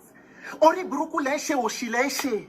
That is president go just they move, they come, they go like a visiting president when he come for a brief stopover, then he move again. The country is on autopilot. Look at the few things where they on ground. Few days ago, former governor of Kaduna State, El-Rufai, he they allege on national TV, he said from federation account, President Tinubu, they are withdrawing 100 billion every month for the past 15 months, more than 1.5 trillion. Not be there, they think even bad. They say all of this money where they withdraw, it is without National Assembly appropriation. No one word from the presidency. Nobody explained anything. Yet insecurity they was. Everything just they go down. President they Jailo. He's big, he's a streamer. All of the money where they come up, president they go now. So just after a few days where they kidnap more than 160 people from Kaduna State, where the chairman of the local government that they report say they are trying to cover the news up. Nobody go talk anything. General hospitals have been on strike for more than how many weeks? People, they die because there are no medical personnel to attend to Nigerians. Yet, the president is on top. If they move, he's big, he's a streamer, he look healthy at 21. Ori buruku leshe Nigerian government. This one is worse than failure. It is an affliction. It is a curse. It is a plague. A leadership that does not think that sitting down to fix problems should be your primary responsibility. All the globetrotting and galvanizing around the country, waiting it don't produce. All the foreign trips, waiting it don't carry come. At the end, to find another award, maybe now they go give Shoguri, GCFR, because of Shilense Nigerian government. What a country. What an atrocity of a government we put in place in this country. Who even put in place Yakubu and the Uriburuku INEC and Nigeria judiciary? God forbid this kind of affliction. Where we did so as a country, they release ambassadorial list for you to know, say, even the country is on autopilot, not even controlled by the president. A person where no go Senate confirmation, they no nominate and former governor of Kebbi State, Usman Saidu Dakingeri, Naim they put as person where they nominate for ambassador to Turkey. By the time people come, they shout, say, this person no go Senate confirmation, they say it was a mistake from office of presidency. In a country where for 2 years there have been no ambassadors. Up till now, there's shortlist only 4. America, US, Britain, France, and Turkey. The Turkey own was a wrong name. Ori Buruku Pro Max. Oshi Pro Max. Nigerians make una no panic, refuse to be discouraged. Some people go say, we just they talk, never take action, continue to the talk. It is good to talk, make they know say the Ori Buruku way they do. People they notice and getting ready to take action. They don't like make they talk about government. So talk about those things where affect our lives. Waiting government they do and get ready to take action. After all, there is no better action than a strategy to remove bad government and vote incompetent leaders that you can hold accountable. Because for this government, the strategy is simple. The plan is simple. Nobody they plan to do free and fair election. The only hope and confidence is in electoral malpractice. It is in election rigging. So make all governors defect, go stand on the mandate, police on the mandate, billionaires on the mandate, judiciary on the mandate, INEC declare on the mandate, that mandate go collapse. Once millions of Nigerians come out to vote and insist say our vote must count, they cannot rig because that mandate no go fit stand the collective will of a people who have suffered in this failure and criminality we call government in Nigeria. So Nigerians, shine your eye. No let them carry us enter express again. If these 4 years of renewed hopelessness, the feed they do, I show failure tour. Imagine what will happen if you allow them consolidate with another 4 years of criminality and corruption in governance. Our dear master strategist president, as when they come back from Turkey, make una try. Don't forget to branch for France to buy bread. Una know as they go now. I say carry our president along. He's a streamer. He's big and he's so healthy and strong at 21. God bless Nigeria. My name is Peter for Nigeria. Electoral reform. Somebody asked about the question today. Omo. Wake up, we will fight. Today you will wake up. Only God knows. We will fight for you. We are the 99%, which is the poor. That's Lucky Dube. I can't play Lucky Dube. Hello and welcome. My name is Magnus Oraka. My beautiful friend, Dr. Moses Paul, is contesting for the chairmanship of AMAC, Abuja Municipal Area Council. Now, if you are living in Abuja and in the Municipal Council in particular, please remember, on the 21st of February, election will be on to decide who is going to be the next chairman of AMAC. If you're in Abuja and you love me and you love our station, please do well to go to the polling unit and vote Dr. Moses Paul. Now, he is the right man for the chairmanship of AMAC, and he's contesting under the platform of the ADC, African Democratic Congress, right? Now, trust me, I am not saying vote for Dr. Moses Paul because this is just for campaign purposes. I'm saying vote for him because I know him one-on-one. Now, my man, I know him well. Now, if you know me very well, you know say me I not be party person. I know do political party. I do person. I know say him, me and him don't talk one-on-one. And judging from the, I judge people by the contents of their character and the contents of what, they're able to give out. And trust me, when I say that we need a political space where we give people with what matters are able to express themselves. So please, on the 21st of February, don't forget to vote for Dr. Moses Paul. You know him as Dr. Mo, but I know him as Dr. Moses Paul. Now, on a more serious note, I am instructing every member of PETUP, Peter Obi, our president, to please focus on AMAC, Abuja Municipal Area Council platform, and galvanize all the support and all the focus and traction to this campaign and ensure that Dr. Moses Paul becomes the next chairman of the Abuja Municipal Area Council. Thank you. My name is Magnus Oraka. Please follow this page and share this post now.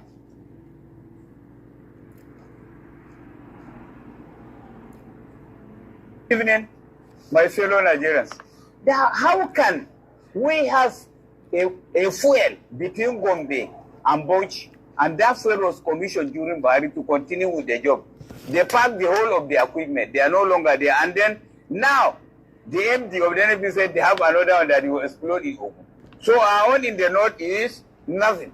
No result, nothing. And they need a vote 2027 for God's sake. Then we are the northerners who have gold. And the gold refinery will be in Lagos. So that all the revenue will go to Lagos. We will just carry it, go there. Hey, God. What are we talking about? Let us remain one Nigeria and let everybody has his own test to do. This fuel, even if it starts working, is for the whole Nigerians. It's for the whole Nigeria. It's not for only Northeast or only for the North. But Mr. President, help us finish this thing. You did not finish it, you want to start another one in Ogun. The same thing from Kalba to Lagos. No way. Super highway, Sokoto to Badagiri. So which one do we follow now? Where do we stand? Gentlemen, let me tell you, especially the North, please go and get your voter card. Your BBC is your power. Don't protest. Get your BBC. Let us send. Let us vote for somebody who can do that petroleum for us between Gombe and Bauchi. Let us have somebody who can do refinery here in Abuja for gold, or Niger, where they are making it, or Zamfara, where the gold it is, or Sokoto. But not somebody who carry it to Lagos, so that the revenue will go to Lagos. No. And that super highway from Lagos to Badagry, forget about that one. They are not super anything. They cannot even dig this one, then the which super? Super what? It doesn't make sense. Just get your BBC ready, set. We will tell you who to vote. When the time comes, we'll educate you to vote. But make sure, please, if you're up to 18 years, get your voter card, please. Thank you very much.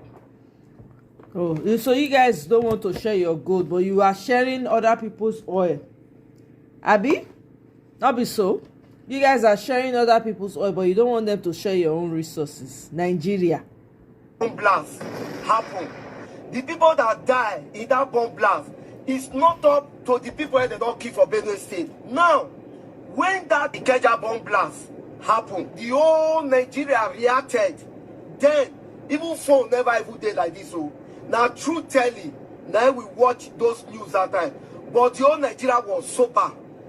They don't get ready, they drop Nigerian flag. How many people have lost their life in the northern states? We have encountered 4 different kind of mass burial, or more than 4 as we speak. This killing, it don't reach Kwara. Now they not play. From Kwara, as we speak now, Lagos Benin Express Road do not fit pass am in peace again. Nobody is saying anything. Paraventures, we just sleep overnight for this Lagos road. There's one that they fit say Lagos now where they not fit come attack. You sleep, you hear back for night. Let me tell you, this 30 BG, one that they run follow. That same night, with his family, they'll use private jet, they go move. Empty, with a popsy, where be my father, whiskey. That night, he go take jet, he go live una for this country one and day so. Shehu Kuti go move with his family. And they laugh. Now, me and you, now we go take this street.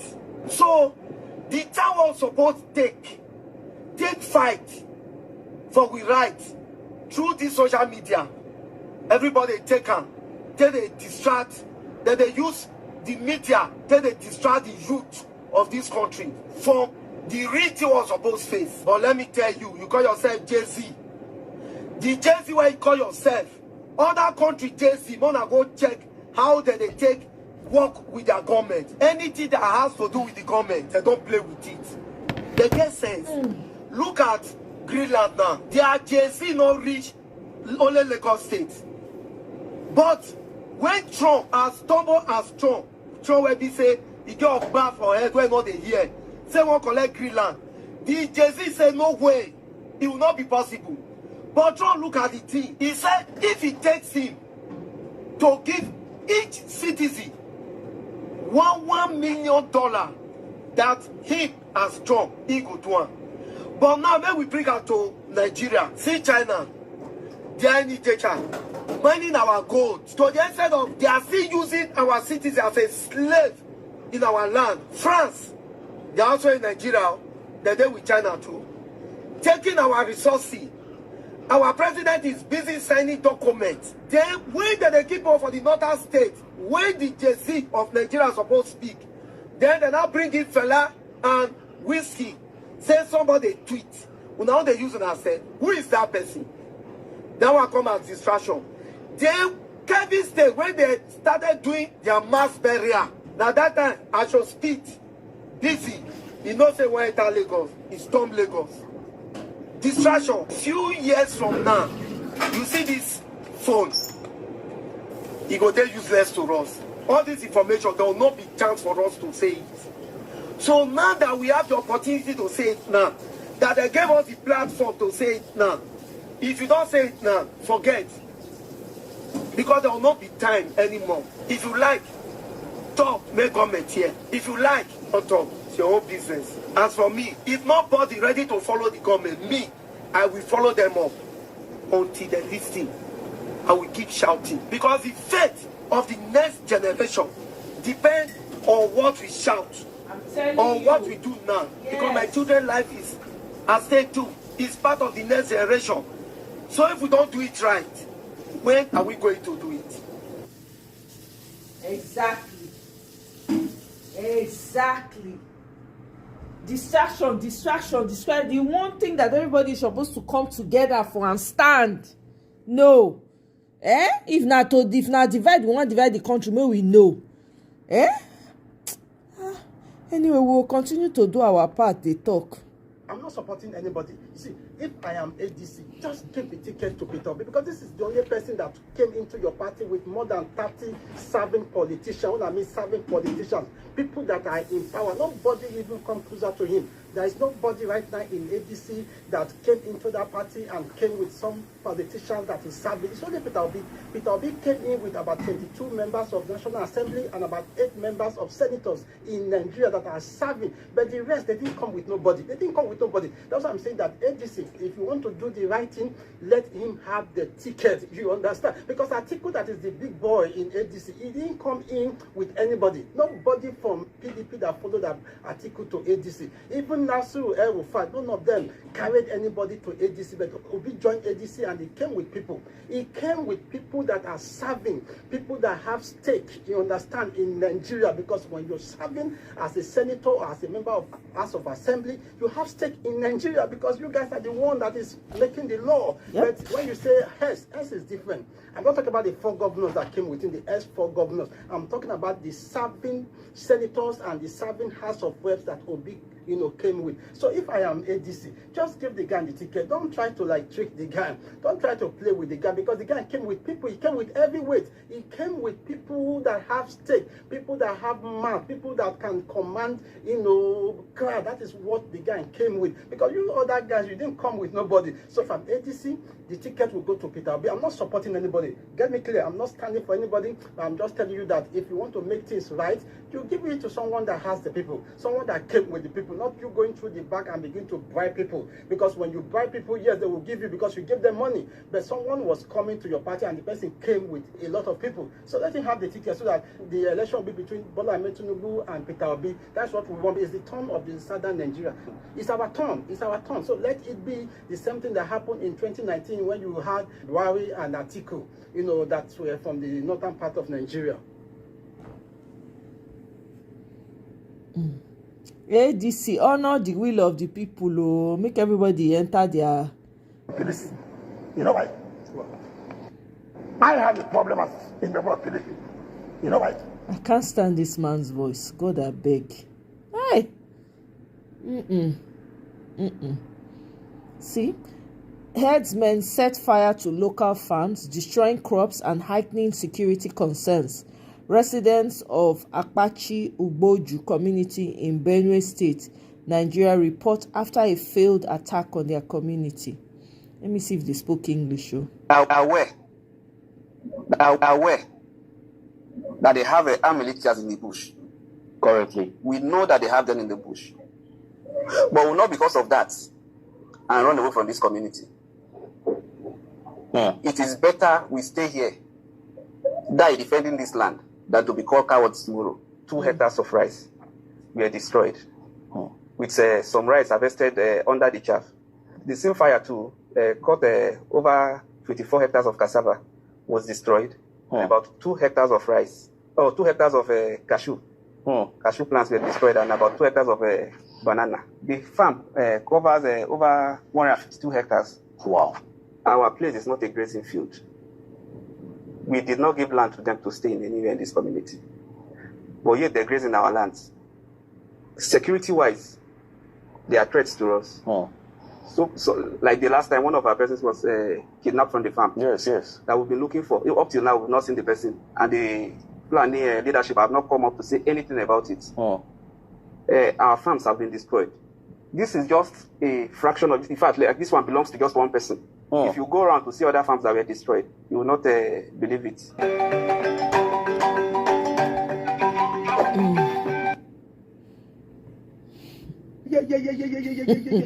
Yeah. They don't never leave this man, Neko. Otishele. You people should wake up, Otishele. Yeah. It don't happen. Otishele. Matter is scatter. Where is that Pabi? From Peru to Abeokuta, the ambulance is not anywhere. Even because hospital can to by emergency victim. Ni immediate access here. They want to crow Peru. Peru. Lọ sí Ògèrè, lọ sí Ṣìún, lọ sí Ajébọ̀, lọ sí tí wọ́n fi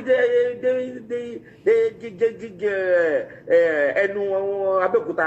There's no emergency anything on that road. There's no immediate hospital.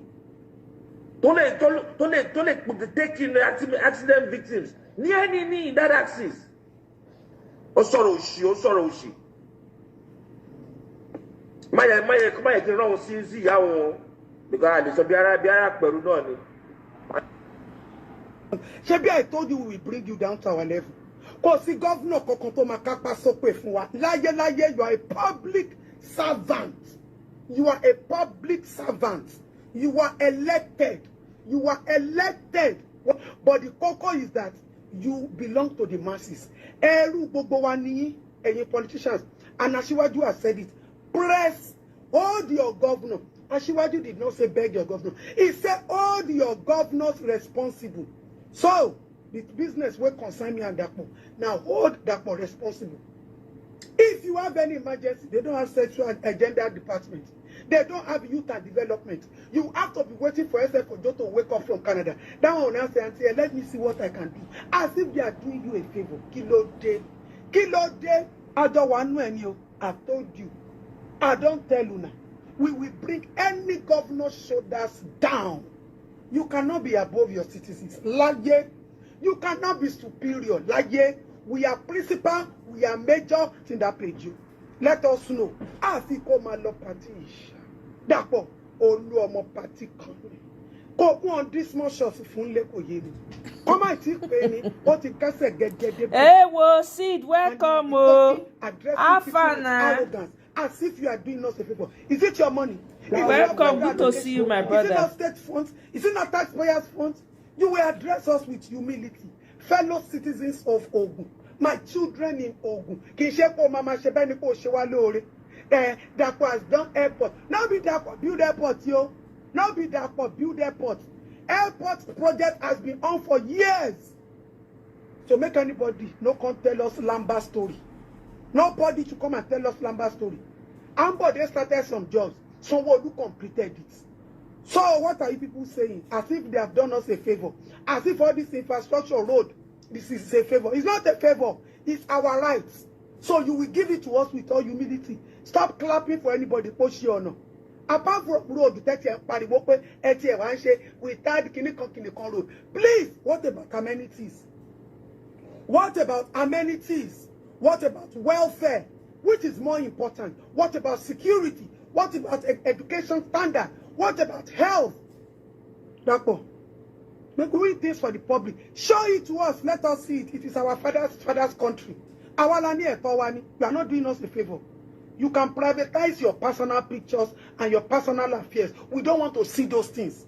Any politician where don't they post happy birthday to Kinikon, happy birthday to my colleague, happy birthday to Senator Kini. Share Senator Law appointing. Give us feedback of the election. I'm telling you, see, not every year. Putting yourself in high caliber places. Be greeting each other. This woman, the owner for block us now for the parliament. No ambulance, no good road for Ogun State. You will come down to our level, Dapo. You will come down. You know, say the guy arrests pastor when he call out the bad roads for Ogun State. Somebody said he went to station, he stayed 45 minutes. The police where they wait for, they don't go Ejigbo. Then go. It's as good as they kidnap. Okay, DK, you want to hear what Wike is saying? Okay. Yes. Sorry, lost station. I'll play it. At once. What is this man even projecting to us? Ambassador of Ogun State displaying Kampala and Ankara in parties. Okwe Kampala lower small shops. I have never seen a page where they even say, okay, we are empowering 100 women and 50 children. They are doing Kampala and Ankara and they are showcasing it to the world. We are sponsoring them to go to Canada. We are sponsoring them to go to America. We are sponsoring them to go to Europe to go and showcase Kampala and Ankara for exports. Koti Ogun State ní Ibo. Shebi Lagos ti e rise. Afi ko nfure wo Kampala isha. Ambassador of Ogun State Kampala showcasing it in every party. At the small shops, Amu Sharp, Maje cocktail. Our Majo Beton Bon with the Lara. Go to all over social media. Hey. Oh my God. Now I want to hear Ogogoro voice. I will step away while you guys listen to it. I can't stand that man's voice. I'm sorry. I can't stand his voice. What is going on now? I've never seen the level of empowerment of any state than River State in terms of political appointment. It's a problem for me. As a member of PDP, see the history of River State, be it military or civilian, we have never had that kind of political appointments at the federal level. Never. So it's a threat. Listen. When you are preaching, the people will ask you, what are you preaching? See. See, sir.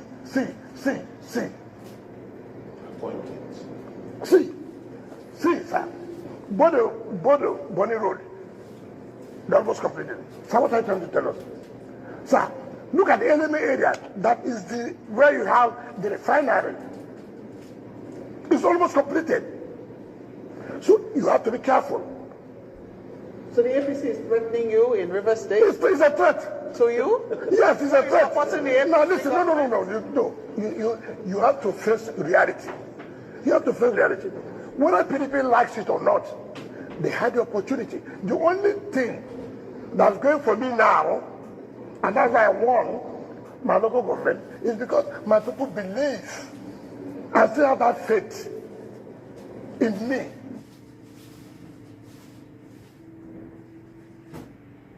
Now don't listen to her finish. All you wicked lovers. Calm down, man. This man. I wish say they catch him. I don't know why they not catch the man. And they not go no say the man want run. I don't understand. It's section of Alaba market that was on fire. I think I already played it for you guys. So I'm just gonna move forward. Yeah. So meanwhile, there's this Nigerian professor that pleaded guilty to stealing 1.4 million from Grand Rapids preschool non-profit. It's a shame. Oh. There's another one too. This one a pharmacist. They catch him again too. Hey! I beg. I don't know. This woman, I hear say she talk something and I don't even want to listen to her. There's no need. See Ajumobi. Kola, Ajumobi, oh, in wife. Here, Auntie Florence Ajumobi, the wife of late Governor Ajumobi. Here, what is they talk for? We're going to you go no say you not war finish. in 2027. That's what I tell you. It's going to be war. Head-on war. PDP must go. Whatever they want to do, whatever they want to try, whatever tricks. All powers belong to God, but we're going to beg God, and we're going to fight them. Whatever they have in the state, we have at the federal level. We have money. They have money in the state. We have money in the federal level. We have all the support we need. We're not going to be intimidated. So let them get ready for us. We are ready for them. You can see all they do with your money is politics. To them, it's about grabbing power. Not your welfare, not your future. It is to them is to spend your money to grab power to oppress you. I thought Auntie Florence is a bit deep. I didn't know Auntie is a bit shallow. What a country! And some of you are still smiling. Imagine Yakuni, never G. Oh my Jaya, there's no way we will not touch them. There's no way. Imagine they have money, we have money. We have money at the federal level. Can you imagine that? I better go. Let everyone hold waiting the fee hold. These guys are all useless. We can't go explain, no evidence. 20 Christians in Nigeria. This was 2 days ago. They were executed by jihadists. I can't play the video for you people. So This is Woto TV. I've watched Shore in many instances. I've watched him speak. I've watched his mannerism. And trust me, when I say I'm a very good judge of character. I'm a very, very, very good judge of character. You see, the best place to be in life is to be a critic. The easiest thing to do in life is to criticize everything. Because it really takes nothing. It's just to open your mouth. You see something, you say something about it. And the most easiest thing to say about something is negative things about that thing. That was, sorry, excuse me. That's what Shore is doing. Now, Shore is not, because the political divide right now, whether you like it or not, the political divide right now is either you are in the ruling party or you are in the opposition. And the strongest opposition right now, as it is the ADC. Now, Shore is choosing to sit in a demilitarized zone, in a demilitarized zone. You are neither here and you are neither there. You have criticized Tinubu. Of course, I've seen him criticize the government of the day. And I've seen him criticize Atiku. I've seen him criticize Peter Obi. The truth is that I'm not saying Shore is a bad guy. Yeah, I like his enthusiasm. As a matter of fact, if the political propensity swings in favor of Shore, why not? But the reality of the propensity that we have right now does not favor the likes of Showore. And he knows it. One thing I've found relatively bizarre is the fact that every politician believes he's going to win, even though the factors stares directly at them that they will not win. But they will still believe that, yes, they're going to win. It's baffling. It's amazing. Now, what I don't like about Showore is the fact that he is arrogant. Everybody is wrong except him.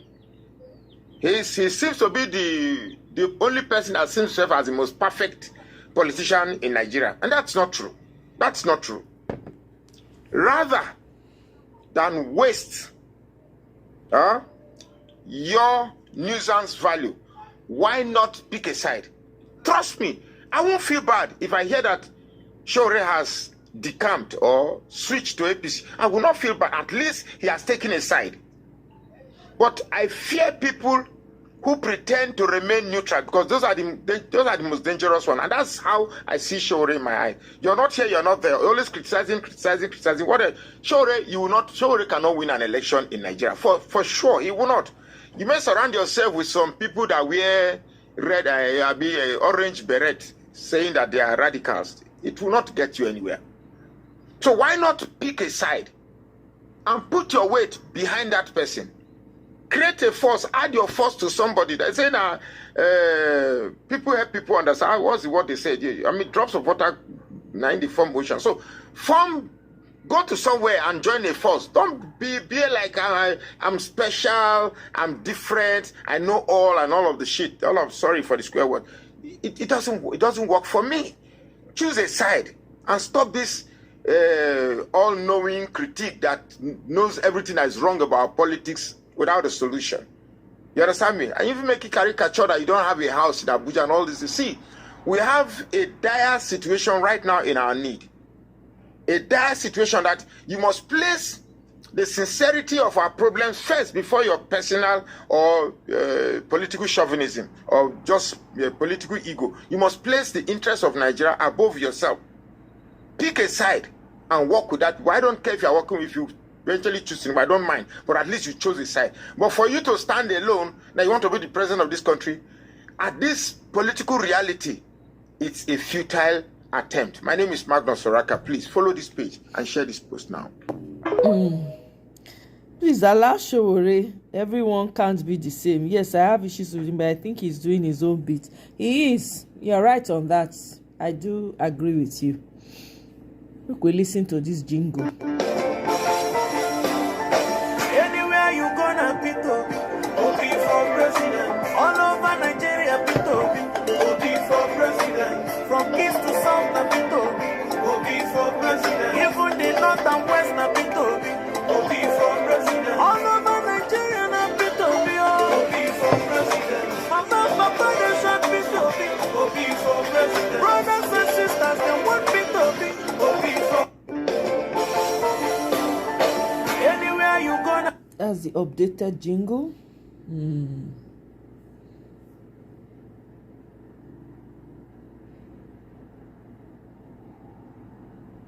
Mona CPO now. Organic love. See am now. Now this one na say we will fold hand.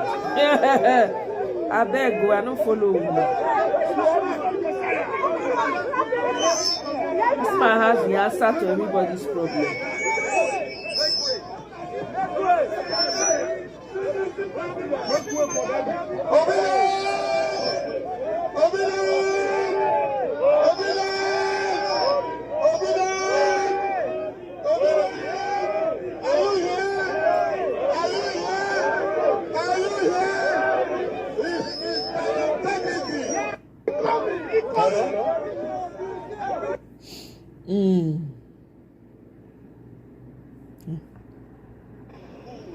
The whole of us are going into ADC, and we shall remove the cancer that has held Nigeria down since 2015. We will remove that party that promised change but brought. What else did they bring?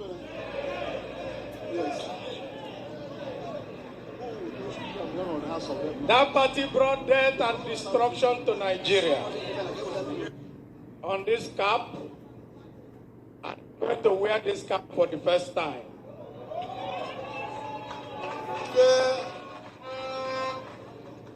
Let me also announce that this morning I resigned from the All Progressive Grand Alliance. So as of now, I am fully in ADC. Following my brother. I don't know who this is, though, to be quite honest. I don't know who this person is. Is this not the Senate guy? Is this the senator that's always speaking the truth? Is this Senator Abaribe? Somebody correct me. Oh.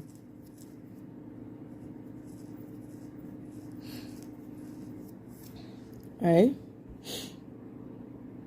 It's Abaribe, okay.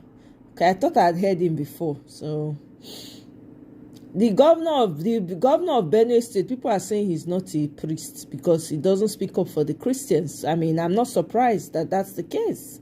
Everybody is going hard on Cubana chief priest. No, is it Cubana chief priest now? Is it Cubana? Obi Cubana, sorry. Hello and welcome. My name is Magnus. It's not necessary. We need to focus on what the matter is. You see, I've heard many arguments, many perspectives, many analysis regarding the possibility of the party, ADC, African Democratic Congress, unseating the incumbent president, Bola Tinubu, in the 2027 presidential race.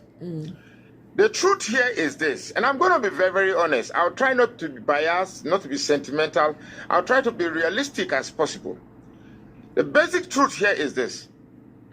Right now, the ADC, depending on how it is configured, depending on how much of Atiku and how much of Peter Obi and how much of Amechi, how much of Nasir El-Rufai, and how much it is blended, provided it is blended well, it is surely going to remove Tinubu in power. Probably has skeletons. But the problem is this, and I'm going to highlight the problem. The number one problem is this same idea that the North feels it is saddled with the opportunity or the advantage of deciding on which side of power the pendulum swing is still evident in ADC. There are northern people there who believe that they can always decide and manifest where power swings. And then we have the southerners who believe this too, that yes, the North has the numerical advantage and therefore they can always decide where the pendulum of power swings. That is also there. But here is the truth. I heard a woman, I couldn't catch her name really. She was saying that Atiku, well, can we, but if Peter Obi becomes the flag bearer of ADC, it's a sure loss that ADC is going to lose out. Well, here is my own idea. The greatest factor that determines the ADC is the obedient movement. Take that out of the equation, we don't have an ADC. What I fear is that whether Atiku is trying to take advantage of the obedient movement, because if you ask Atiku, he said, has he ever lost any primaries? Yes, you have not lost any primaries, but have you ever won any presidency? Bam! I don't know what it means for our aging politicians with power. I don't know when our politicians will realize that it is time to step back and play the Godfather role. I really don't know. I don't know whether we are gradually turning into a Cameroon, where we have a leader in Cameroon that has refused to step down, and I believe he's going to take the presidency to the grave. I don't know if that is what Nigeria is fast going to turn to. But the truth here still remains. And I'm going to say this, and most obedience may not like it, that the success or failure of ADC is entirely in the hands of Atiku. The success or failure of ADC removing Tinubu as president is entirely in the hands of Atiku. And I'm going to explain myself. An Atiku presidency with Peter Obi as vice, it's not going to work. It's not going to work because there's no way you can convince the obedience to amass themselves and give the type of votes that they gave in 23 to Atiku. Yep. Peter Obi cannot convince the obedience to switch their votes to Atiku. Let's be very blunt about it. Yep. Because Peter Obi is not the one controlling the obedience. It's the obedience that are controlling Peter Obi. Obedience own Peter Obi. Peter Obi does not own the obedience. So Peter Obi is out of the strength, or what's the best way to put it? Now we get Peter Obi, not Peter Obi get us. Exactly. I think that's better put. So, having said that, I will say it, and I said in a previous video, this is now the time for Atiku and his northern comrades in ADC to prove that yes, they have the ability to convince the northerners to, for the first time, go out of their northern enclavement to vote for other people from other regions. We will see it, we will record it, and we will note it. In the future, we will reciprocate. That will first of all tell us in the south that this idea and this political megalomania, this idea that the driver's seat of political direction is owned by the North will be swayed. And in the future, since we have said we are going to do only a term, then we will reciprocate. We will reciprocate. So the best role for Atiku, the best formula right now, is that Atiku should play a fatherly role and convince the North to support Peter Obi. The likes of Amechi and the other pretenders in the party should realize that they are only going to be spoilers. They are only going. Their role there is a spoiler role. Of course, and Amechi, I don't know, but then they decided to inject themselves. So let us name them and pretend and give them some form of significance. But the truth is that the focus is on Atiku and Peter Obi. The best role Atiku can play in ADC is a godfather role. Make Peter Obi the flag bearer and choose a strong northern candidate that can sway the northern votes and convince the North to support it. One tenor, and we will remember, we will not forget, we will take note, and we will reciprocate. That is the only way you can remove this Tinubu, and then ensure that everybody who casts their vote must stay behind and watch that vote and open their eye kakaraka and be ready to fight if need be to protect that vote. My name is Magnus Oraka. Please follow this page and share this post now. Exactly. Absolutely, I agree with him. Bignanism at the highest level is Atiku's affliction. I'm telling you. If he can just say, you know what, I'm throwing my weight behind my son. Throw my weight behind my son. You know, call your fellow people, make them support him. That's it. All this grandstanding, thinking that we will now abandon Obi and be so. Me, I'm not supporting Peter Obi because this thing. I'm supporting him because he's the only chance we have to restructure the whole Nigeria as it be. He's the only who. Please tell me which politician at this time that's going to come and do that. Tell me. The person that will give us a clear path to what Nigeria will look like is in the hands of Peter Obi. Who else? If you know anybody else, please tell me. And I'll let that one I know. And at the market when I said be that. In case you are hearing me for the first time, na Peter Obi market I dey say. Okay? And they sell am like hot meat pie or buns. You understand? All those this thing buns wey they sell for traffic for Lagos, when they put for bucket, plastic bucket, the hawk. That's the angala. That's the kind of selling I'm selling. You understand? Because na person wey go listen to you. Not only you dey show not only you dey show empathy. See am for everywhere, pacifying, talking, addressing, dealing with it, listening to the people. He's coming again to space to come and talk again. How many of your leaders are doing that? How many of your leaders care about you? Abeg o, it's time for us to choose somebody who cares. About something they do gra. I mean, you see young people supporting Atiku, telling you,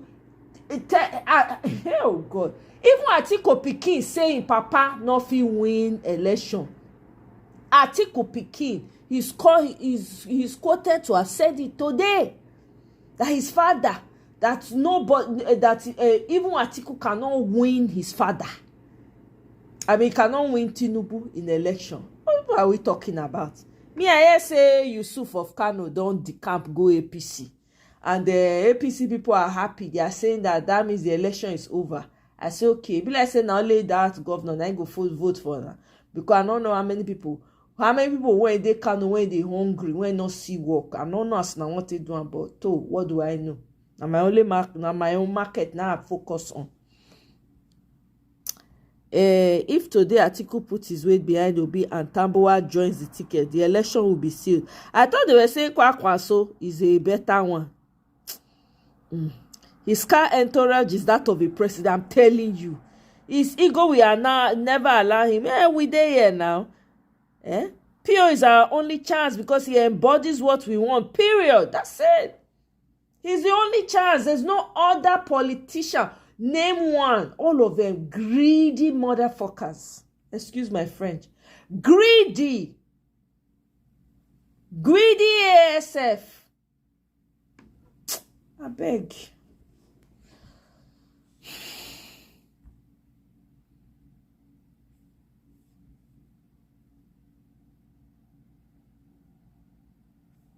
We already know the potential of Peter Obi. I don't need to convince you people. Protect Christian communities in the United States is on Tinubu's neck again, saying that Nigerian government is not doing enough to protect Christian communities in Nigeria. That despite all the effort being made so far to cooperate with Nigerian security authorities in order to put an end to this incessant attack going on in the northeast and north central, which is mostly affecting Christians in Nigeria, that despite those efforts, that a whole lot of kidnapping and attacks has been going on from these bandits against Christians in those local areas. This report from the United States is coming as a result of the 170 worshippers whom we abducted in Kaduna State. This is an incident that has once again heightened concern over religious motivated violence in Nigeria. The Kaduna State government and the police initially denied the abduction on Monday, but the police later reversed their position on Wednesday, confirming that the worshippers were actually taken. Speaking during a high-level U.S. Nigeria working group meeting in Abuja on Thursday, U.S. Undersecretary for Political Affairs Alison Hooker said that while some progress had been made in recent months, recent attacks show that Nigeria must do more to guarantee the safety of Christians and their right to practice their faith freely. Hooker said, "Today we are here to discuss how we can work together to deter violence against Christian communities, prioritize counter-terrorism and insecurity, investigate attacks and hold perpetrators accountable, and reduce the number of buying, forced displacement and abduction of Christians, particularly in north central states." In response, National Security Advisor Nuhu Ribadu acknowledged the gravity of security challenges and said that the government was intensifying military and law enforcement operations in affected areas. Guys, do you believe that Nigerian government is doing enough to stop this spying and kidnapping going on in Nigeria, especially in the north central areas of the country? Let me know what you think in the comment, guys. They do something already. That's my own. This is a word of industrial estate. I already showed you guys this one yesterday. I have more videos at the top. Let me just take that and we'll call it a day really soon. Not say as I gentle. I just gentle. I use my soft inner voice. I don't want to shout too much. Back as January 2015. This video I'm about to show you is dated back as January 2015, when Adams Oshomole came selling APC and Buhari to Nigeria with all the lies. Let's watch the video. Buhari will change Nigeria. The way Yes, it's not me. Asiwaju and Fashola change Lagos, so Buhari will change Nigeria. Okay, we are the way we change Edo and bandit the Godfathers. That is how Buhari will change Nigeria and banish all the corrupt people in government. The way Rotimi has driven away all the miscreants in Port Harcourt.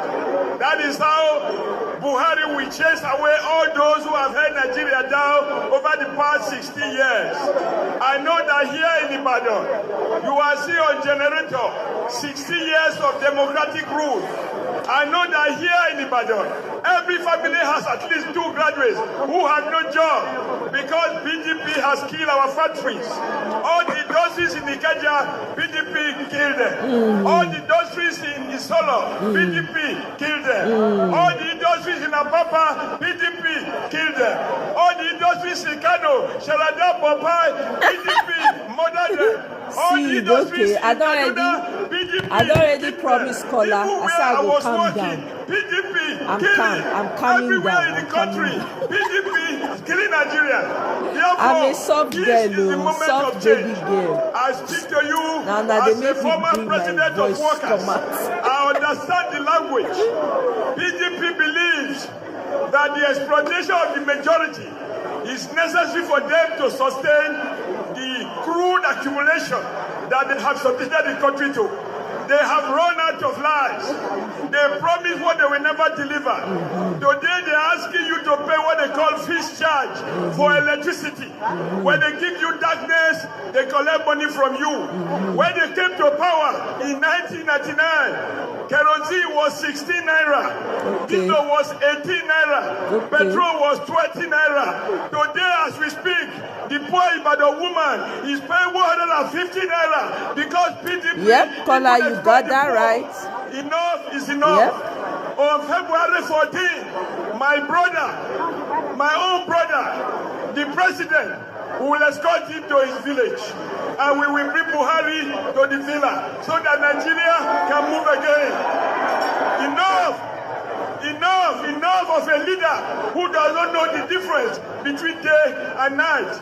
We must stop the culture of impunity where we are arguing as if there are no more Akatas in Nigeria. Our crude oil is stolen from source.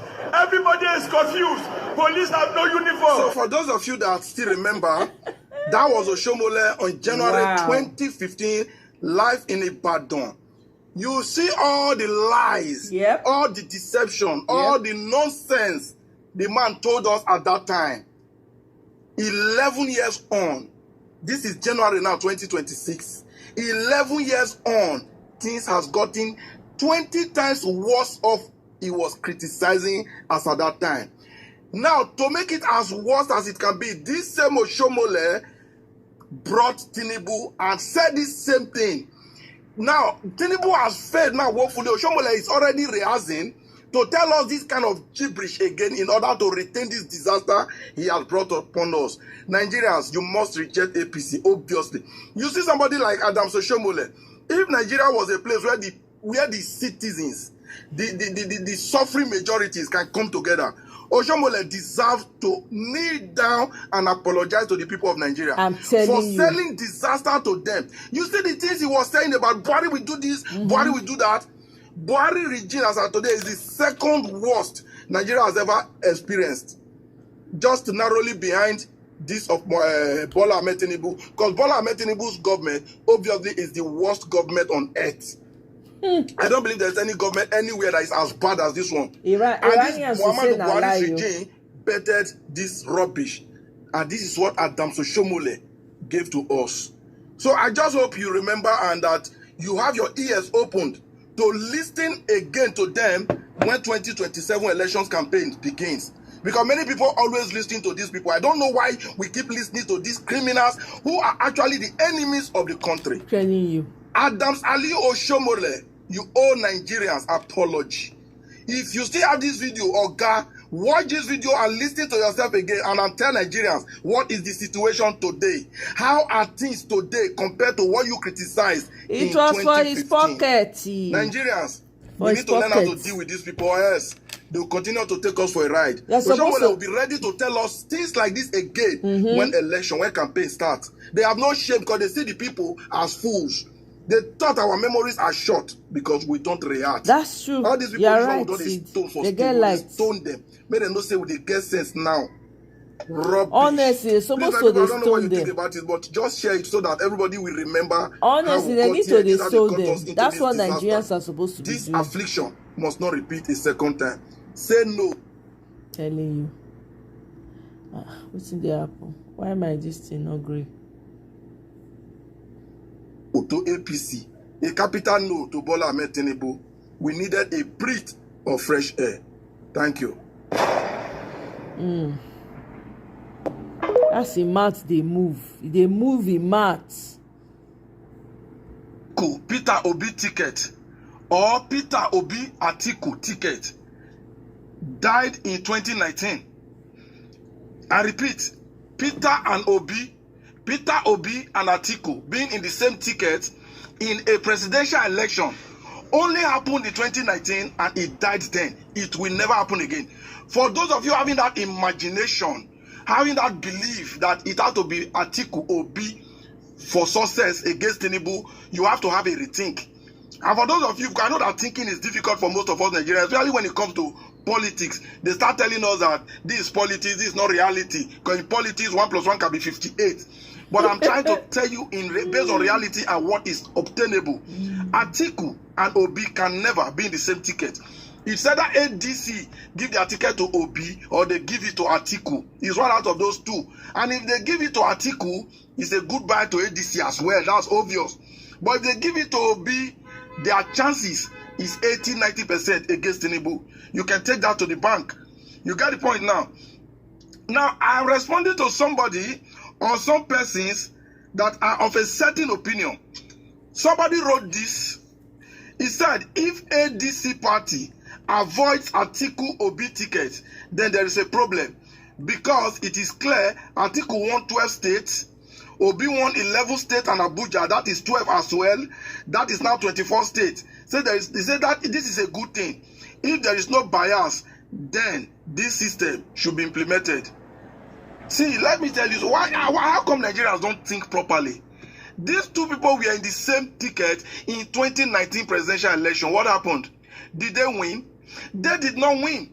But when Obi contested the 2023 presidential election on his own, even with the voter suppression and the falsification of figures, they still gave him third, narrowly very close to the so-called Atiku. Remember, Peter Obi was not having a governor, he was not having a senator, no House of Rep, not even a local government councillor. You get the point now? And that's what they gave to him. But we all know what Obi scored in that election.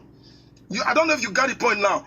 Now you are telling me now that if Obi pair with Atiku, maybe Obi now reduce himself again down to vice presidential candidate. He will lost 80% of his supporters. I'm one of them, of course. Yep. Obi rather not be in the ballot than being a vice to Atiku. Atiku's desperation is scary. It should be scary to you if you are reasonable. Atiku has been contesting right from when I was still a toddler. Yep. For over 30 years now, Atiku has been contesting. Yep. He's been vice president for 8 years. That is the #2 man in the country. Will that not be enough for him? That should be enough. So if ADC think because Atiku organized the party, you should go for him. Fine, we are still waiting. We are obviously waiting. You see most of us now, we now talk about ADC more because Peter Obi has joined them. But remember, if they fail, because failing Obi means failing Nigeria, take sentiment away. Enough of politics. Let's do what is right for once. Enough of your political calculations. Majority of Nigerians will vote for Peter Obi over Atiku Abubakar. Atiku Abubakar's only hope is in some part of the north. Yeah. Obi also have his stake in most part of that north. What can Atiku score in the south? Nothing. In an election that was even after the suppression of his figures. And somebody think it has to be Atiku and Obi to get. Who tell you if you merge the two, they will score those votes? Says who? There are people that will not support Atiku because he's choose Obi. There are people that will decline supporting Obi because he's choose to work with Atiku. So all those your calculation doesn't work. Let Obi be on the ballot in whichever of the political party. See, wherever Obi goes, we go. Yes, just look at since Obi joined ADC, you see the inflow of defectors. I said the website I'm sure you, the crashed. moment Obi walks out again. Everybody ADC will just become Atiku personal property and it will be redundant and useless. It's that simple. It's that simple. You see the way we are canvassing now. This is the way we can be involved in the primary. Because when it comes to the primary, some few hungry delegates will accept dollars over competence and credibility. Is Atiku a credible candidate? We know his record with America. A man America refers to as the most corrupt Nigeria. So I don't want to go into that. When you are talking about credibility, about competency, you are comparing, you are looking at that. Can people be so dumb? So please, I just want to correct some people that Atiku got 12 states, Obi got 12 states, does not mean that if they meet in one ticket, they will win 24 states. That's not possible. That's not true. Only Obi can get more than that if Obi is a candidate. Let ADC try it now. ADC, just sell your ticket to the highest bidder, which obviously is Atiku, and you guys will learn, and you learn the hard way. So let's keep watching.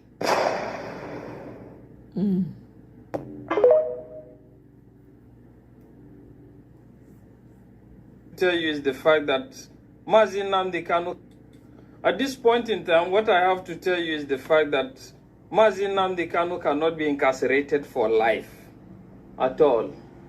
It will not happen. And why do I say it will not happen? It will not happen simply because this is not a call for people that are advocating for his release or whatever to go to sleep. What I'm actually saying is the fact that whatever it is that you have been doing, monetarily wise, educationally wise, you should put in more to that. And at the end of the day, that will be achieved. And secondly, the globe is paying attention. The world is paying attention to whatever is happening now. And they are interested in that. And if I must tell you sincerely, the world has never changed. Just like you used to hear of war here and there, the Ottoman Empire and the whatever, it has not changed. It's the same ideology. And as far as I'm concerned, it's three ideologies that rules the world. It's either you have the Arabian influence, the Western and the European influence, or you have the Asian influence. And in that regards, now funny enough, in Africa, we have a mix of all that virtually in all countries, or virtually almost all the countries in the Sahel. Africa. And that is why when you look at the dynamics as it's playing out now, you will get to see that what is happening or what has happened in Niger, Mali, Chad, Burkina Faso, and whatever is the same thing that is happening in Nigeria. Ideological concept divisions, religious ideological concept divisions. Not as if the Arabian influence or the Arabian culture is actually bad, but over time, that has been adulterated and has resulted into religious fanaticism. Talking about Islamic religious fanaticism. And that is what has spoiled it. And that is what you're having now. And I want people to be good students of documentary and history, actually. You will get to see that what has happened in Chad, Mali, Libya, or whatever is the same replication of what is happening in Nigeria. And if I must recommend something to you, just go online and search about Dogon people in Mali. When you search about Dogon people in Mali, you get to see that there's a kind of militias that were formed to protect their territory or whatever. The same story that is happening in Nigeria is the same reason why these people are standing and trying to defend their own land. Do you get it? And having said that, let's look at it now. The fact is, we must give this to Bala Blue. Though the fact is I'm not an advocate of Bala Blue, but the fact is I think Bala Blue, we must give it to him. He's a liberal person. His policies or whatever will not speak that, but the fact is he's ideologically inclined in the sense that live and let's live. That is the ideology of a Yoruba man. Do you get it? And I want to put it to you that I'm not campaigning for him actually, or he's the best or whatever. But what I'm just trying to say is for the first time in history, at least, we're having somebody that is ready to take the radical trajectory. And that is why, if I must deviate, this next election is very interesting. Interesting in the sense that for the first time in history, the northern key players actually have no card to play. Yep. Because the division is actually growing bigger day by day. That's true. People are beginning to see now this is what the North stands for, and this is what the East stands for, and this is what the West stands for. Do you get it? Just like you quite agree with me that no president will want to become a president of a nation just to have his name being rubbished. Do you get it? But the Nigerian situation is more or less like pouring water in a basket. No matter your policies, no matter your interventions. He came with some wonderful policies, actually thinking that would translate to development, but he is shocked to realize that that is not what is actually desired. Why? Because we are divided ideologically. And the fact is, I will actually love a situation where he's actually looking into that, not even love a situation. But the fact is, let's not deceive ourselves with the concept of one Nigeria where one is bad politicians, is bad governance that is responsible for all these things. The fact is we are divided as an entity. We are not united. Ideologies is actually informing how we behave and how we prioritize things. Exactly. And to some certain extent, take it or leave it, we must give it to this man. His policies are not good, but the fact is, with the pardon of Igbouna and the rest of it, tell me why. So let's just leave it. What I'm trying to say is, sincerely, at this point in time is to your old tent, a bit to your old tent, O Israel, I do whatever as they put it. It's all man for himself. That's why I say, my guy, now I go sharpen and a lot of all these variables. So the fact is,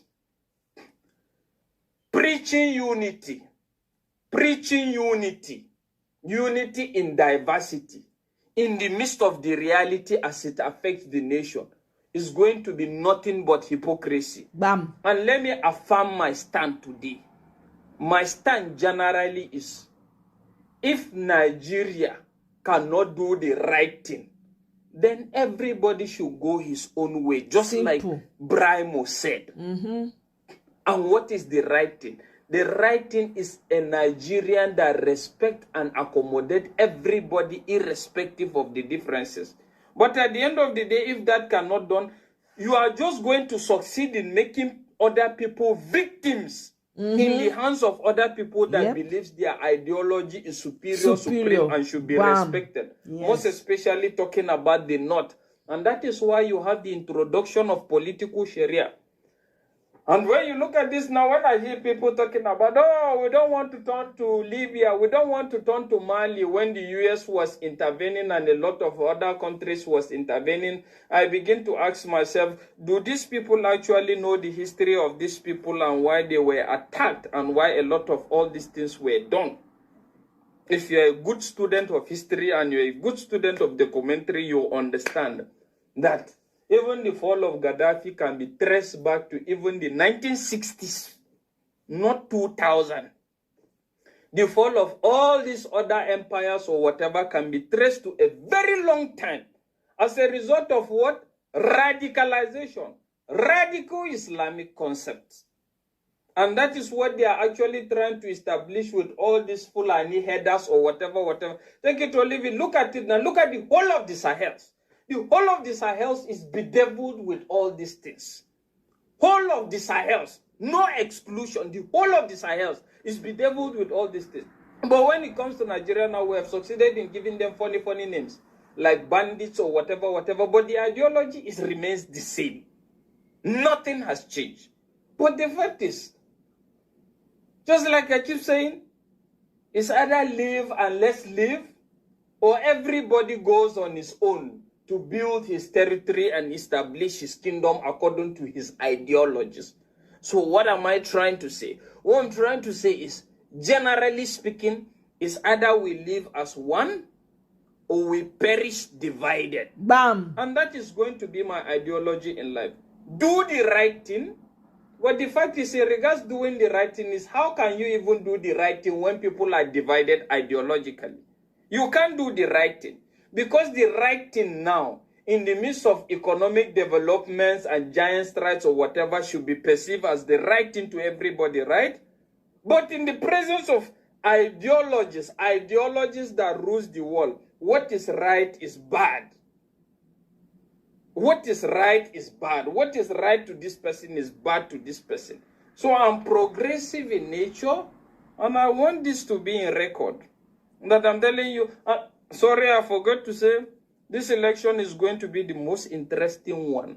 The most interesting one in the sense that for the first time in history, the kingmakers, as perceived, as believed, have no card to play. Bam. And in so doing now, take it or leave it. Let me put it to you.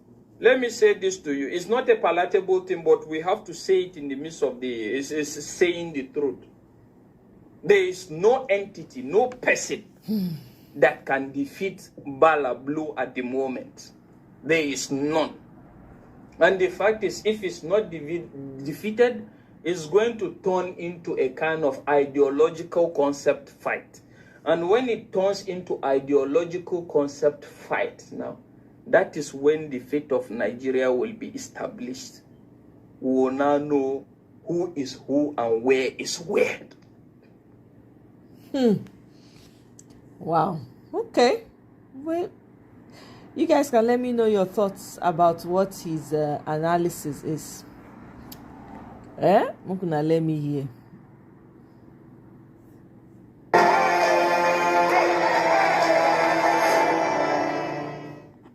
The African Democratic Congress has warned supporters of its presidential aspirants to stop making divisive comments that could damage the party's image and unity ahead of the 2027 elections. The ADC National Publicity Secretary Balaji Abdullahi stated that those attacking any aspirant are indirectly working for the All Progressives Congress and President Bola Tinubu's re-election. Abdullahi revealed that he has held unity talks with the former Vice President Atiku Abubakar, Peter Obi, Rotimi Amechi, and Nasser El-Rufai to build a cohesive front for the polls. He specifically called out supporters pushing an Obi or nothing stance, saying such rhetoric fosters division and could cost the party the election. On the proposal to move the 2027 polls to 2026, Abdullahi said it presents a double-edged sword, giving less time to heal post-primary wounds, but potentially benefiting from voter fatigue and with the current administration. Well, for a conversation about the accusations of divisiveness and disruptive tendencies against the obedient movement and calls for the presidential aspirants in the ADC to close ranks, a stakeholder of the obedient movement, Justin EJ, joins us now. Thank you so much for joining us here on Newsday. Thank you for having me. Well, just as the intro said, there are, discussions about the disruptive nature of the obedience online, but we know that, the obedience are not a monolith. I follow so this what do one. you make Let's hear what you people of have to say. these critiques, and what do you have to say in defense? Thank you once again. First off, I would like to say categorically that as a movement, we do not believe that we are being divisive. And I think that it's unfortunate that those terms would be used by people who we think should know better. When we say it will be or nothing, that statement doesn't exist in a vacuum. That statement was not pulled out of the air. That statement is in response to a certain atmosphere. And while we are fully in support of the coalition building process, it needs to be remembered by all parties concerned that that's exactly what it is, a coalition building process. We are not a monolith as a movement, like you rightly said, and even the coalition itself is a work in progress. So when we say Obi or nothing, coming from a movement that is named the Obedient Movement, I think it's right on the nose what we mean. But for people who may choose to misconstrue it or put a different spin on it, let me spell it out plainly. It is simply a statement that is affirmative of where we stand in the political process. We have chosen Peter Obi, right, in the midst of so many players who have a right to run and who are capable of running. But a generation of Nigerians who were previously accused of being apathetic to politics in the past few years, looked at the situation and really, in a very organic process, evolved to say, you know what, we want to be a part of this process. And in being a part of this process, we need to look at the playing field and determine who amongst these players, right, best embodies the values that we have. And what are those values? Values that drive a Nigeria that works for everybody, not for some people. And Peter Obi, a movement coalesced around him very organically. He didn't pay for it. He couldn't pay for it. It's very organic. It is people that are passionate about the country. It is people that are passionate about what we want to see in the Nigeria of the immediate and in the near-term future. He represents all of those values. We can capture it in several words: character, competence, capacity. All right? So when we say Peter Obi or nothing, we are affirming where we stand. Does that mean we have rejected the coalition building process? No, we are part of it. We are currently engaging. If you look at the news around the country, Obedience, since his official joining of the ADC, have started making moves to actually join the partisan structure itself. And let's address the elephant in the room. Having said all that I said, a certain rhetoric started to emerge, which we will not be shy about responding to. A certain rhetoric that made it look like there's a predetermined outcome, right, of the process. And let me say this way. If I were the spokesperson of the ADC, here's what I would say to people who are loudly, not insulting anyone, but loudly and rightfully so, affirming their support for a specific who speaks individual. With God? I would speak to their passion. I would not poo-poo it. Exactly. I would harness that passion. Exactly. I would seek to gain their trust. And what do you mean by gaining the trust? I would reassure them, because there is a trust deficit in this country, in the political space. We have seen movements come and go. We have political slogans come and go. We have all of the things that are going on, and people really are jaded about all that. And there's an uncompromising position about, you know what, we have to get this right. We do not want a country anymore where the aspirations of young people are centered around how to leave the country. All right, so I would seek to gain trust with this demographic. I would not seek to lecture them, because truly you do not have a lot of moral authority as far as these young people are concerned, and that's just the truth. I would not lecture. I would seek to gain consensus. I would seek to gain their trust. I would seek to reassure that, hey, listen guys, we hear you, we understand you. Okay, so here's what we're going to do in this process. We're going to make it as transparent as possible, right? We're going to make sure that all voices are heard. I would not seek to be shutting down any voices at such an early stage in the process. Okay, so you've said a couple of things. Stated. You've affirmed that the Obedient Movement is also part of the coalition building rubbish process. You're not against the coalition. You've said there are so many individuals involved who have the right to run, who are also capable and they are competent. And then, of course, you know that there have been calls for all the aspirants to close ranks. So in that kind of situation, would you still support the APC, even if Peter Obi does not eventually pick up the ticket as the presidential candidate? The ADC. The ADC. Yes. Right. Again, like I said, this is a movement that has organically grown around a specific individual. Bam. And we will not be apologetic at about all. That. And we will leave no one in doubt. Absolutely. That our loyalty is to the country called Nigeria. Exactly. Our political allegiance is to the leader of this movement, Peter Obi. That support, that very granular, very organic support is non-negotiable. It will not be subjected to horse trading, right? We will not sacrifice the values that we hold on the altar of political convenience. Exactly. We have interactions. And again, this is one of the things that endear a lot of people who support this movement in the man. We have interactions with him all the time, right? And he understands where the people who support him stand, right? We are not for sale. At all. We envision a Nigeria that is led by a person like Peter Obi. Fortunately for us, we don't have to imagine him. Yes. He exists. Yes. Right? He has a track record. Oh. Right? So we can point to an individual and say, this guy looks like the guy that will give us the kind of country that we want. Yes. And that is what the support is all about. Yes. Now, are you going to come tomorrow and tell us, hey, you know what, I think I'm going to be, stepping back from the race. Okay, so fine. We all step down from the race. But we do not see a situation where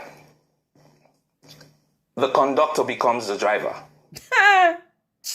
In a manner of speaking. We believe, this guy had correct. In as much as we are part of the coalition building process, right? We believe that when we put the players on the board, in every team, you put your best players forward. Of course, see, we are unequivocally saying that we believe that this is the best striker we have on this team. Don't let me fight and with we you believe again. that he should lead the squad. You and But Tracy. you are just one of the several voices. Yes. But I'm calm, yes. Your voice alone cannot determine and we are not who saying eventually emerges. We are saying, don't tell us to shut up. Yes. That's what we are saying. Yes. Like I said earlier, we have not gone around insulting not anyone. your children. Huh? We have gone around preaching the message of, this is the guy that we believe in, Mr. Bam! That is without prejudice to anyone else. It's a democratic process, right? Exactly. We recognize other people's right to support who they want to support. But that right or that recognition does not then mean that we have lost the focus, right, of who our support is for. Now, if a situation emerges tomorrow and we see clearly through a process that, all right, it looks like we might be needing to make some compromises, that conversation can then be had. But if you, out of the gate, from the jump, begin to make statements and begin to take a position that makes it look like there's a predetermined outcome, we have an obligation to ourselves and what we stand for to remind everybody that this is not a fait accompli. At all. There's no predetermined outcome here. We do have our agenda and we are not apologizing about that agenda. So let's then come together and have a conversation. Yes. And like I said, it's one thing to have rhetoric coming from different stalwarts, maybe online, people talking. It's another thing to make official statements. Exactly. Right? If I do not know if the party position is in alignment with Mr. Abdullahi's very recent statements about the obedient movement. I don't know if it is the ADC saying those things about the obedient movement or if that is his personal opinion. I do not necessarily want to conflate both things. But I want to reiterate, we are at the table for this conversation. But please, do not make the mistake of thinking that we are a walkover. Exactly. You know, back in 2022, we are here to there was so much rhetoric about 4 people tweeting in the room, and hey, we said we'll meet at the polls, and we met at the polls, and let's not relitigate how that all turned out, right? So we're ready to have the conversation. We're here to have the conversation, but please do not start to become undemocratic by seeking to silence dissenting voices. If these young people are upset, rightly so. Yep. Fair enough. Yeah. Fair enough. But how do you avoid the trap? As you rightly said, you asked, that's there true. is the stereotype that has been stuck on the movement. Yeah. Regardless. You're right. You know how political actors act. You know the shenanigans and the maneuverings and the messaging and the communication. You know all of that. So how do you avoid the trap? How is the movement going to evolve their communication style and their strategy for 2027 in order to ensure that the passion and the engagement that is there is not misconstrued as a threat, but seen as a tool for better governance and inclusion for the youth who have such large numbers and definitely want to be engaged? Thank you for that question. You see, it's one thing to put a spin or to create a narrative about something. It's another thing for that to be the reality. I mean, you're not wrong when you say people call us all sorts of names. But on the ground, in reality, we know who the real mobsters are. We know who the real gangsters are. We know the people who prevented people from voting by deploying thugs and violence. We have never been violent. Our assertiveness should not be conflated with violence. Exactly. We have never attacked people for any reason, not for their ethnic affiliations, not for any of that, not for their political leanings. Yes. What we are very vociferous about and will continue to be about is the message of we want a Nigeria that works. Enough of the horse trading with the future of this country, right? Enough of the political chess playing. We want authentic leadership that listens to the people. We want leadership that actually takes action driven by the needs of the governed. We do not want a pseudo-monarchy in this country anymore. And there's no amount of spin they're going to put on that is going to make us stop talking about that. If we are a threat to anybody, we are a threat to every person who has stolen and continues to steal the patrimony of this country. As far as the democratic process is concerned, we will continue to be the bone stuck in your neck. I'm telling you, see, be your nemesis if you continue to look for a Nigeria or try to make Nigeria backwards as we've seen in the recent years. Okay. She's smart boy now. Talking about the 2023 election, of course, you talked about the thuggery and the fact that some people were prevented from voting during the last election.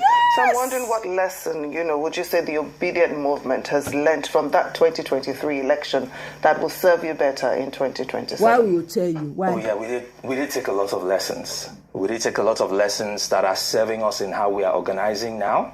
Good. Like I said, the movement was it evolved organically. So maybe a couple of things could have been said about what we could have done better. We've sat back, we've looked at all that, and we have gone through we are going through a very arduous, sometimes painful process of doing the things. We understand the difference between a movement and a political platform. The more the closer we've drawn, right, to the next elections, the more we've done the work at the grassroots level that is needed to make sure that when we show up at the polls the next time, some of the lapses that we suffered, even though we won the election regardless, some of the lapses that we suffered in terms of organizational structure will not be the problem next go around. Well, Justin, EJ, thank you so much for joining us this afternoon. Obedient Movement stakeholder, great conversation. Thank you for having me. What is the apple? My computer they freeze. Abi agbado don't enter my computer. What the heck? I take una time. Oh. It's not what I intend to show.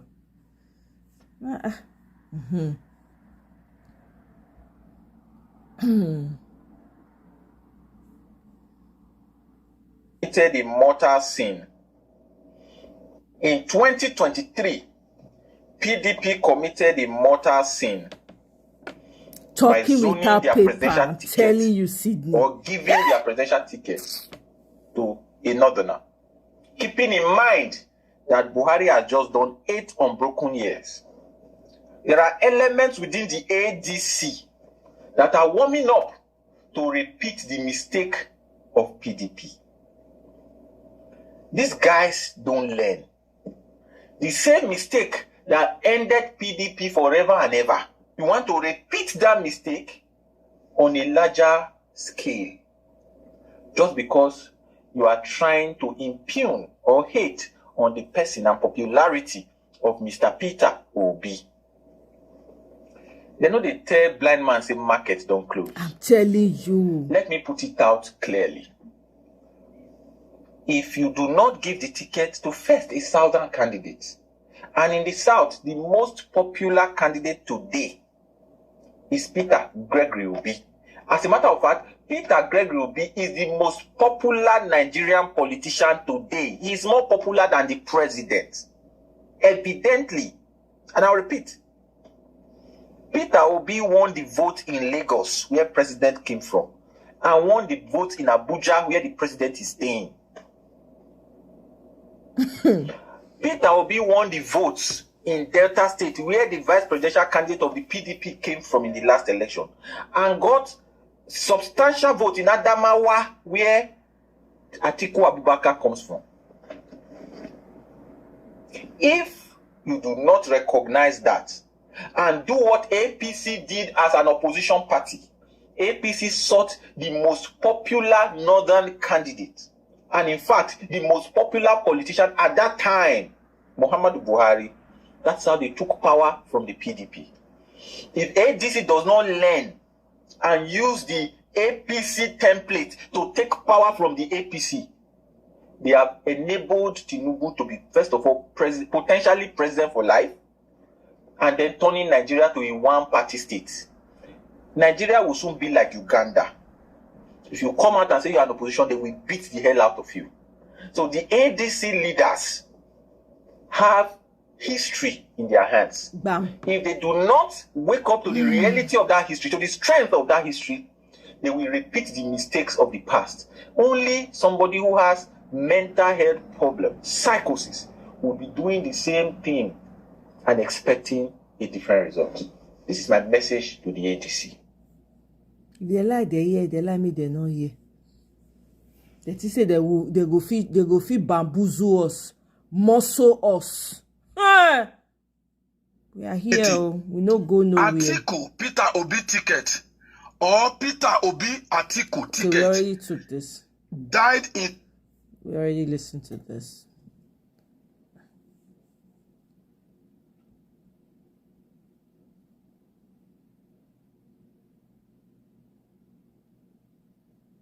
Okay, this was where they were rushing to go and beat Wiki. I don't know why they're not closed door.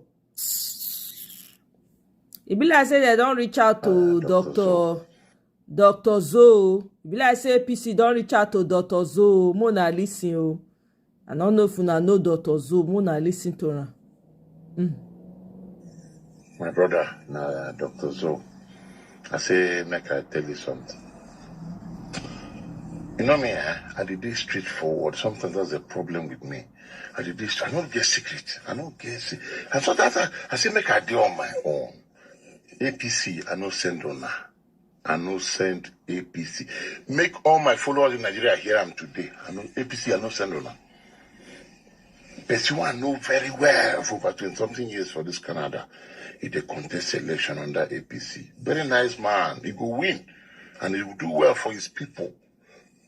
I call him, say, guy, me and you've helped me in the lowest times of my life. I've known you for about 25 years. I've helped you in the lowest times of your life. But you see this APC, where they contest under, I no send them. I no send APC. I will not go support APC. I tell him, I'm happy to give you any amount of money you want, but APC, they make a day. Because they have not treated Nigerians very well in the last 2 years. I don't said now.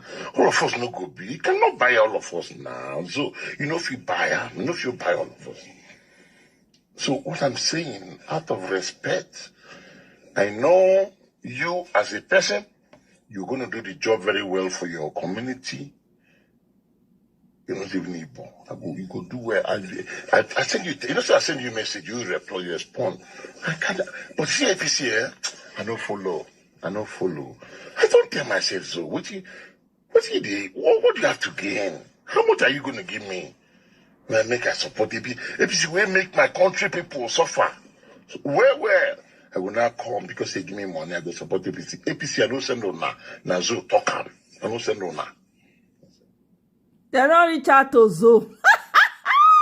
These people are desperado.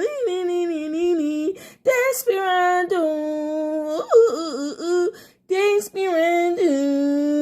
Desperate. Desperate for supporters.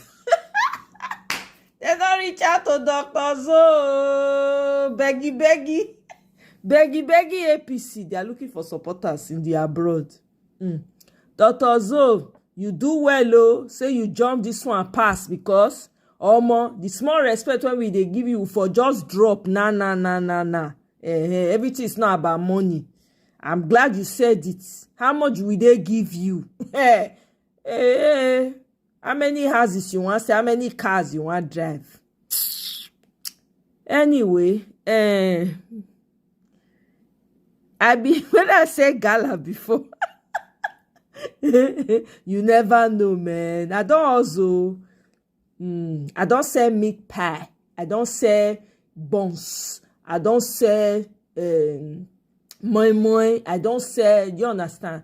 This one is in my mother's restaurant. My mom used to have a restaurant, so I used to. Now me, they in charge of I used to be a subcontractor for her. We bake the meat pies, the moi, the buns. She'll pay me. I'll supply it to her. She'll pay me.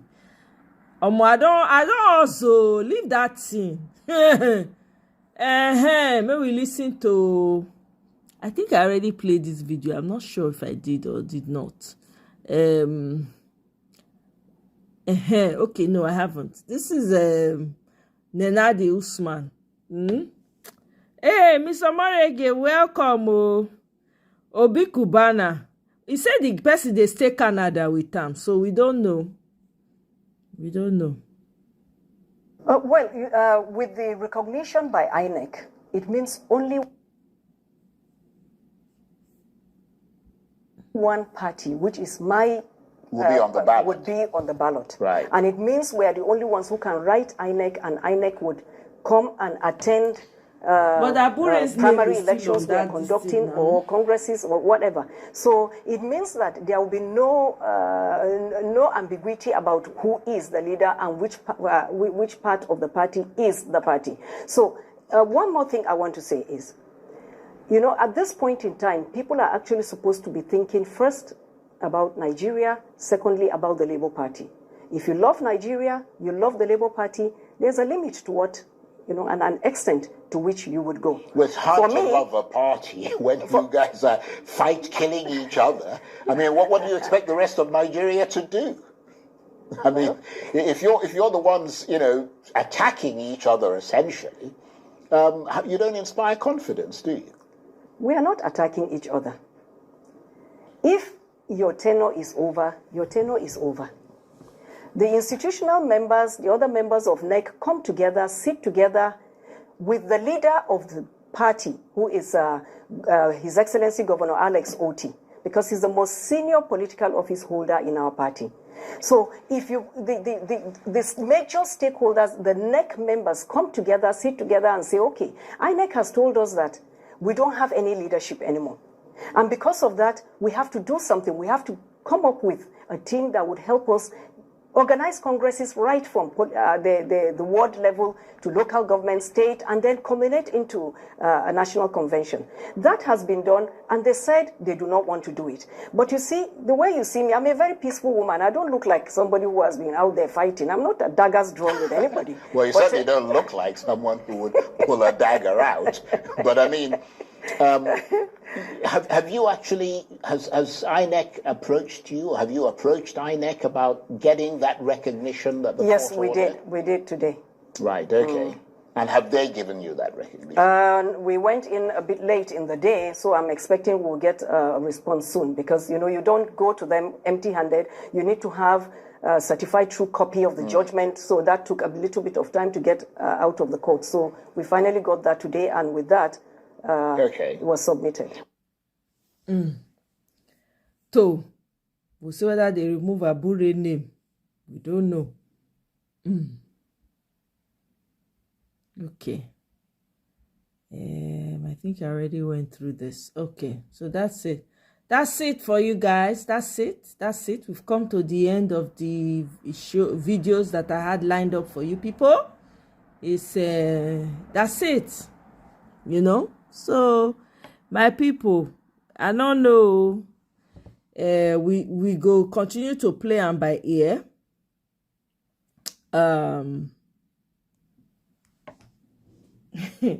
We'll continue to play by ear. I hear that I know that you guys know that Tinubu is in Turkey. Say Gumi advise him, so clearly he's doing Gumi's bidding. Now they can go Turkey. Does INEC need that to do? INEC needs to do the needful. The name of Abure is still on the website, right? As the chairman. So you need to remove that name, first of all, and replace it with her name. We'll see. She said they don't talk to them today. We'll see what happens. So we'll see what happens. So my people, now here we go end them. The point is that the only person that has the people at heart is Peter Obi. There's no other person. As at today, now Peter Obi. Okay, there's no other person. And the reason why we're riding hard for Peter Obi is because there's so many people dragging his name, insulting him on Twitter, insulting the obedient, calling us all kinds of names. I don't consider myself an obedient, but I consider myself as someone who supports Peter Obi because I know he has the capacity. I see him as somebody who has the potential, the capacity, the transformational vision to really achieve what Nigeria should be, right? So the way they've been dragging the man, because Peter Obi know they talk, they answer anybody. No spokesperson to go and be reporting. And lies after lies. They just keep lying. They even drag Chimamanda join, say Chimamanda say she go support her because now there's so many things that they are doing. That is why we are going hard. That's why we are increasing and amplifying Peter Obi or nothing. That's where all that came from. Meanwhile, when you go to I don't go to their platforms, but people who say they go there, the kinds of things they come out and say, they even share the videos of some of the conversations they have, you know, and how they keep, in fact, they are now, I don't know whether they are sponsored. Some of these people are coming out and saying all these Edo people, all these middle belt people that are pushing a PO or nothing agenda, they are low-key working for Tinubu, saying all kinds of rubbish. So there's a reason, there's a method to the madness. So we are matching them. And if you say we not anchor our voices like this, now so they want a drowner.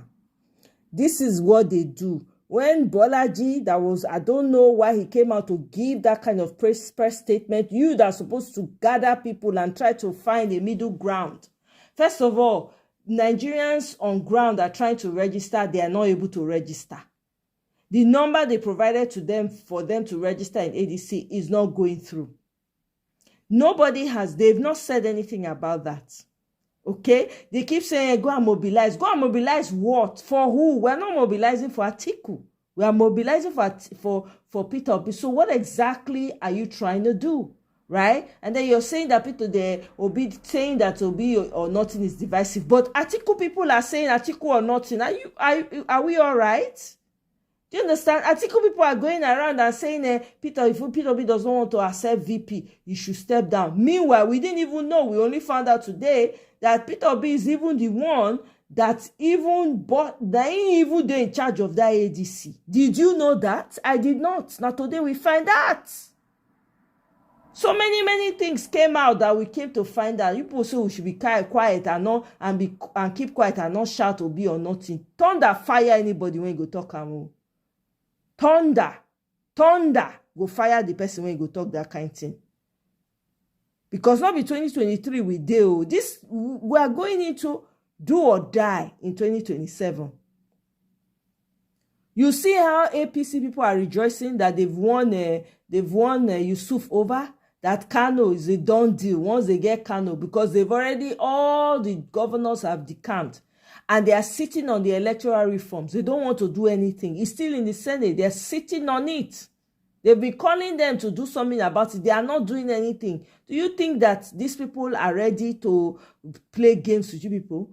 They are looking for ways to gaslight you and tie your hands behind your back and use elderly. Look at elderly. We are older than you. We are this to hold you down. Lie. It's PO or nothing. Anybody will not like, I may go kick rocks. We'll continue to say it. All right? I not be see that not be. I be serious Obi supporter. I'm not an Obi. Obedience they follow the dragon too. So I'm an Obi supporter. I'm not an obedient. They don't want to register obedience because if it goes to delegates voting, exactly. So imagine they came out and announced the ADC registration, the website that we all know that is fake. I mean, who does that? And you have collected people's money. Okay, where is the updated one? They are quiet. You think we are mumus? You think we don't know what we are doing? People are mobilizing their siblings, their relatives, everybody on ground. And they are moving them in. You are stalling it intentionally. It not go work. If they try any rough play with Atiku, me, I don't talk my own. May Peter will be carrying Kaya waka comot. If you let me go join Chingom party, we go follow and go. Nonsense. They want free support. Can you force people to support you? You can't. These people think it's joke. They think it's joke. They go bow that day. It go happen like this. The way that ADC party go take crash, it go shock all of them.